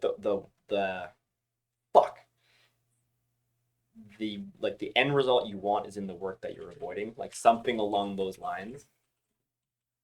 I know exactly. I know. Man, my fucking typing skills have not improved over time. The magic you're looking for is the word you are avoiding. Yes. I was like, I definitely even know this one. And that's 100%. And it's so interesting how good you feel after you've done the things that you didn't want to do. Every time you did not, I can speak for myself. Every time I didn't want to step on the treadmill and I stepped on the treadmill, when I was done, I was like, I'm glad I did that. Every time I read when I didn't want to read, or meditated when I didn't want to meditate, or breath work, or ate the vegetables, or went to bed early, all of those things, even who said it? Was it Mike Tyson or Muhammad Ali? He said the training wasn't the hard part. Going to bed at 9 p.m. on a Friday by yourself. I think that's Tyson. I'm pretty sure it's Tyson. Yeah, and I was just like, oh, this is one of the greatest fighters of all time. You know, he's like going to bed by myself, not partying, no bitches, or females. You know, and it's just like, yes, those are the things that get you into this. Because it gives you a sense of accomplishment. Like, you did something. Yeah. You did something that you didn't want to do, and you're always going to feel good about it afterwards. It's fucking, yeah, bro. Fuck yeah, dog. How you feeling, man? I'm good. I do probably got to wrap this up. Yeah, we'll fucking relatively soon here. I think we're doing pretty. Is there anything I really want? There's so much to even continue talking. We have to do a part 2 here. Yeah, dog, and that's always the thing too. Oh, yeah, I got so many other questions. There were so many things, obviously, because we haven't even seen each other just in fucking. How's life, bro? It sounds pretty crazy. Life's good, man. Like I said, like being more present and realizing how good life actually is right now, and just being like the whole like knowing that I'm enough for what I am doing. It's I don't really need to do more. I want to do more, Yeah. but I don't need to do more to prove that I'm worthy of a healthy relationship and to prove that I'm worthy of love and all these different things. Like, you're good right now. It's just believing that you're good right now, believing that you're worth the things that you want. That's crazy, bro. Damn, I think that's a pretty good place actually to wrap it up. If you fucking, holy fuck, It's dog. heavy. It's heavy, but it's just one of those ones like, all the accolades in the world are not going to make you feel better about yourself until you start to believe that you are worth it. And that's so true, bro. I can't say enough good things about Max. Damn, we've known each other fucking grinding back at World Health Days. Fucking, you used to teach me. I Olympic remember lifting. Olympic lift. Oh yeah, that's right. Yeah. I even forgot about I was thinking that. about that on the drive here today. That's right. And I remember even when I was a brand new trainer at World Health, you taught me a bunch of different fucking like core supersets. I remember you used to I was fucking a savage back then. oh man, the amount of times I would sit with you and your clients and you were just fucking wrecking them on the mats upstairs at World Health. Oh yeah, I remember that. Actually, I forgot that you did. How long did I even do that with you? I feel like actually quite a while. Like a decent amount of time for sure. Like I was a fucking savage back then. And that was like little man syndrome at the time of like just being so insecure and kind of almost like putting myself in this like authoritative position. Like I'm gonna fuck you up today. Yeah. I'm literally the polar opposite now. Damn. A lot of that is from experience, maturity, Of course. education, and knowing that like I think so many people, especially in the online world of fitness, it's like, well, I lost 50 pounds. I can coach people. 100%. And I definitely had the mentality, not from the weight loss standpoint, but like, I put myself through this fucking rigorous workout. Yeah. I'm going to go put this fucking 45-year-old woman through it. Like now that I'm 33, I'm like, you fucking psycho. How you must have been a fucking smooth talker because how I was like, quote unquote successful at that gym kind of boggles my mind. Maybe I was hot. I don't fucking. I was good looking. I don't fucking know, man. Because like looking back on it now, I'm like, if I saw younger Max on the gym floor, I'd be like, what the fuck are you doing with that person? Like there was no real like periodization and or science to it. It was like, I fucked myself up. I'm gonna fuck you up now too, and that I'm super jacked and it's working. So if I make you do it, it's also gonna work. And it's like not looking at like any other factors of their life. Yeah. Like, that person's going through a divorce. Should you put them through that fucking crazy workout? Like probably not. But like now I'm so much more compassionate and understanding and meeting people where they're at instead of that's a huge me sort of wanting to meet them where they want to be at. Yeah. Like being able to step back and going back to the ego standpoint of like, pump the fucking brakes. Like, not everyone wants that. Some people do, but I think there's deeper psychological issues that create that desire of like, I just want to be fucking fucked up at the gym. I'm like, yeah, okay, well, let's like slow it down. Style it back. I have a client right now with Hashimoto's and like a lot of autoimmune things and autoimmune in general. It's like super high stress and like these people that just don't slow down all the time. It's like the addiction to avoidance, the addiction to busyness. Yeah. And so we just started and she said like last week was her first round of workouts. And she's like, like 90-second breaks are too long. I'm like, no. You told me that you have no time for yourself outside the gym. So if you're going to carve out an hour, I've programmed the workout to be, at or under an hour slightly. Yeah. But that's according to you taking the fucking timed breaks. I don't care if you think it's too long, first of all. Science says, no, it's fucking not. Word. B, you're probably not lifting heavy enough or exerting yourself hard enough in the actual working sets programmed if you think that 90 seconds is in a long break. 100%. Because if you're really putting a lot of effort and intensity into that set itself, you're going to want the break. Yeah. Right? But I'm kind of getting her to practice slowing down. And it's like, look, depending on your circumstances, if you have kids, you got a bunch of businesses that's going on. I understand you can't just become a fucking Buddhist monk and fucking meditate for hours each day. Absolutely. But there's going to be pockets throughout your day that you can slow down and you have to start practicing it. And once you start practicing it in one area, you'll start to feel the ripple effect of positivity where maybe you want to implement a 5-minute meditation practice outside of the gym. So now you have your time at the gym, that's your time, plus 5 minutes outside. Maybe you want to wake up earlier in the morning to give yourself that time because you started to realize the benefits of slowing the fuck down and, figuring out what's going on here. Yeah. Because when you're going from task to task to task and picking up the kids and working with this and dealing with this and dealing with this, like what's going on here? Yeah. You don't know. And you have all the answers. But if you don't fucking slow down enough to actually realize that you have all the answers, you're going to constantly be searching, for the answers, even when you have them all. Yeah. The answers usually are so much simpler. They're fucking always simple. It's always don't do this or do this more or call this person or have the conversation. Cut this person out of your life. It's so wild. That was a fucking dope conversation. It's so funny that we barely touched on any of the things that I wanted to talk about. But that's why I make this list. And with yours, I had this list, and I've been working on it. I had to make myself stop. I had to bruh, okay, we clearly have a lot to discuss. And you'll have to come on again, we'll have to ask the viewers, man, if we fucking do a part 2. If you got questions ready to rock, we should just do a part 2. Absolutely. If you got comments, drop them in. This comes out on everything. But on most things you can, because we're getting about 50% of people who watch and 50% of people who just listen to. Yeah, the podcast has been doing, especially because it's such a long form of content. Yeah. So even just having a couple hundred people, it's like, holy fuck, that's significant. This is a long time to be invested. Well, you're creating a relationship, right? And I think that's where a lot of online coaching in general is there's so much value in a podcast or long form content in general, because it's the whole concept of no one's going to buy something from you, whether it's a merchandise or a product or a service, if they don't know you, like you, and trust you. Yeah. So you can follow me on Instagram for a year and see, 3 reels a week at a minute long at most. Yeah.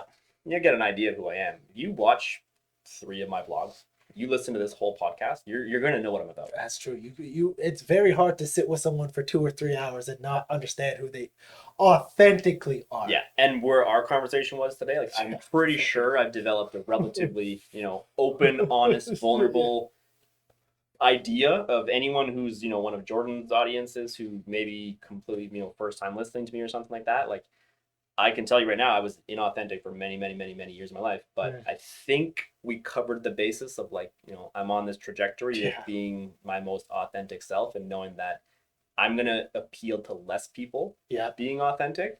But the people I appeal to are really going to have to fucking enjoy what I have to say. Yeah. And I'm going to align with those type of people. And that's the type of people I want to create connection and relationship with. That's very cool. Gary, Gary Vee. Yeah.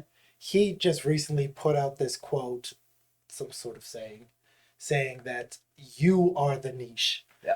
It's everyone's trying to have this niche or appeal to a certain niche, and it's who you are and the levels of this is how much I like fitness, and this is how much I like fucking Seinfeld, and this is how much I like hip hop music, or it's the levels of what all those things are that make up who you are and who the people. Joe, and obviously Joe Rogan's the greatest example of that, because he's so authentic in all of the areas. It's this guy fucking hunts a little bit, this guy fucking likes a little bit of politics, this guy likes fucking a lot of people punching themselves in the face. It's so that's super cool. And if there's one place to direct people to, is it your YouTube channel? YouTube. Yeah, I mean, if you want Instagram, but to be blatantly honest, I'm all in on YouTube right now. I'm with you there, bro. As mentioned, I'm playing the long game with YouTube, and any content you'll be seeing will predominantly be on YouTube. Actually, it all will be on YouTube. So I'll make sure to have links to everything. My Instagram's the same. It's all Max Larocque Fit, and the only other one will be Squats and Sober Thoughts podcast. But that being said, truthfully, while I'm on this blogging journey, I probably won't be podcasting very much. That's fair. Just because. Other than this one. Yeah, other than this one. Yeah, other than this one. Because like I said, the vlog in and of itself is a daily podcast where whatever messages I was trying to get across in the podcast, there's always some sort of takeaway that I'm trying to apply to the listener, and in this case, the viewer. Very cool. Yeah. Very cool. You're doing a lot of cool things, dog. There's a lot of dope. I couldn't recommend. I've been watching his daily vlogs, especially because it's so crazy that we do the same thing. Same thing, but different. It is dope though. We're in the same parallel kind of journey. Yeah. Honestly, it's motivating because if you post one, I'm like, fuck, I gotta post one now too. And that's what I'm like, and that's why I like to check it. Competitive. Not even competitive in a bad way, but oh yeah, because there is competitive accountability. Yeah. I'm not envious that he did it. Like I just want to also do it and like stay consistent with that. Yeah. And, like you doing it at the same time is like I don't know. I fucking watch your vlogs every day. I know. That's part of my routine now. At the end of the fucking day, after I hit post on this motherfucker at like 9:30 or 10 o'clock at night, I usually walk loose, and then I'll watch your vlog, and I'll eat my last meal of the day, and then I'll walk loose. Hey, let's That's my fucking day. go, Like, bro. He makes great content. Even your shorts are fucking wild. A lot of them are entertaining. A lot of them are educational. yeah, that's my goal. Is always to educate you in some way, shape, or form. The odd one, whenever you see Lucy, that's just straight up me being lazy, putting out content there. But for the most part, I'm going to try to educate you in some way, shape, or form and add in my sense of humor, which, again, some people will love and some people will not love at all. He'd be dressing up as that chick, bro. Sometimes my sister Brenda comes out. And like, shit what gets the weird. fuck is this motherfucker doing right now? I love it. I love it. I love it. So, yeah, please check it out. Is there anything else you want to say to the people? Nah, thanks for having me. That was like honestly probably one of the best conversations I've had in a long fucking time. Bro, well, Part of me wishes I just recorded the whole fucking thing so I could post that on my phone. Oh, bro, we So, can. like, I can even send you yeah. the footage, or if you want to use some of it, bro. It's all goes on the whatever shorts you make out of this too, like just tag me so I can repost it because like I think there'll be some. I think there's honestly a lot of value in this conversation for a lot of different people coming from a lot of different demographics. Yeah, I think we touched on a lot of. And this is why I ended up starting the podcast. I was having these conversations with people off camera, and I was like, I bet there would have been some value if we would have pressed play here, you know? And so then I just, I did a lot of them by myself. And the first one I talked about was the darkness, and people really seemed to like that one. And I was like, oh, shit, okay, maybe there is some kind of value through these conversations. Because it's just like, I don't come on here and bullshit. I mean, bullshit a little bit, you know. It's like in a banter type. Yeah, of you know, way, it's like I don't like to have conversations about nothing. Yeah. You know, I like to dive in. I want to know what's going on. I want to know how you're doing and where you're going. And those are my biggest things. I love to see where people are striving to. That's just the thing that gets me the most hype. I just. People often call me a cheerleader, and it's because I really am. I just want people to do. I like dope people doing dope things because it makes it. That's where I get my inspiration from. It doesn't. I was watching this fucking thing on YouTube one night, and it was these Japanese puzzle makers, and dog, it was so cool because they had people who were making puzzles for like 6 months, and then they had people who were making puzzles for like 50 years, and the difference in what these puzzle makers could create, and the thoughts these young guys would be like, yeah, you know, I learned so much from these older people. They really know how to tell stories through these puzzles, and I was just like, the amount of inspiration I got from these Japanese dudes making puzzles, I was like, puzzles might be the coolest thing ever now, you know. It's just you do appreciate it, and that's what it is. It's just like anybody who's willing to invest their time and effort into one thing over a long period of time, or several things over a long period of time, and have these vast goals, like your goals, you know, with the passive income and just creating the YouTube channel. I understand the excitement because I'm in it too, you know, and it's just cool to be around people who are also doing cool things, you know. So I appreciate you coming today, having this real conversation, bro. Please check him out on everything. His accounts will be tagged in all of the descriptions on all the platforms. Yeah, man, you'll have to come through again because there's so much to talk about, like your fucking 100,000 steps, the fucking trip to China. There's so much more to talk about. That's why, bro. That was one of the things I wanted to talk about. But it's like, bro, we've been talking for coming on 3 hours. I wonder if this one's gonna be longer. Than my youngest sibling wants to always have the longest podcast. So every time that someone breaks it, they want to come back on and do a longer one. We can do a little competition for that. That's what you'll have to come on again. Bro, honestly, thank you so much for coming. It's nice seeing you and all the success, bro. Thanks for having me, brother. More love, more success. This was A Moment with Jay.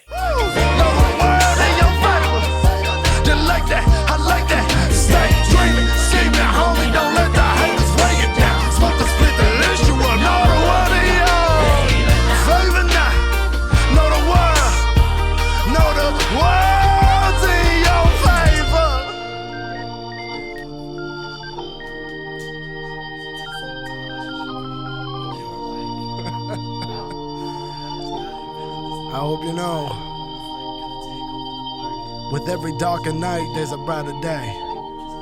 Through the chaos, we'll be okay. Sending nothing but positive vibes your way.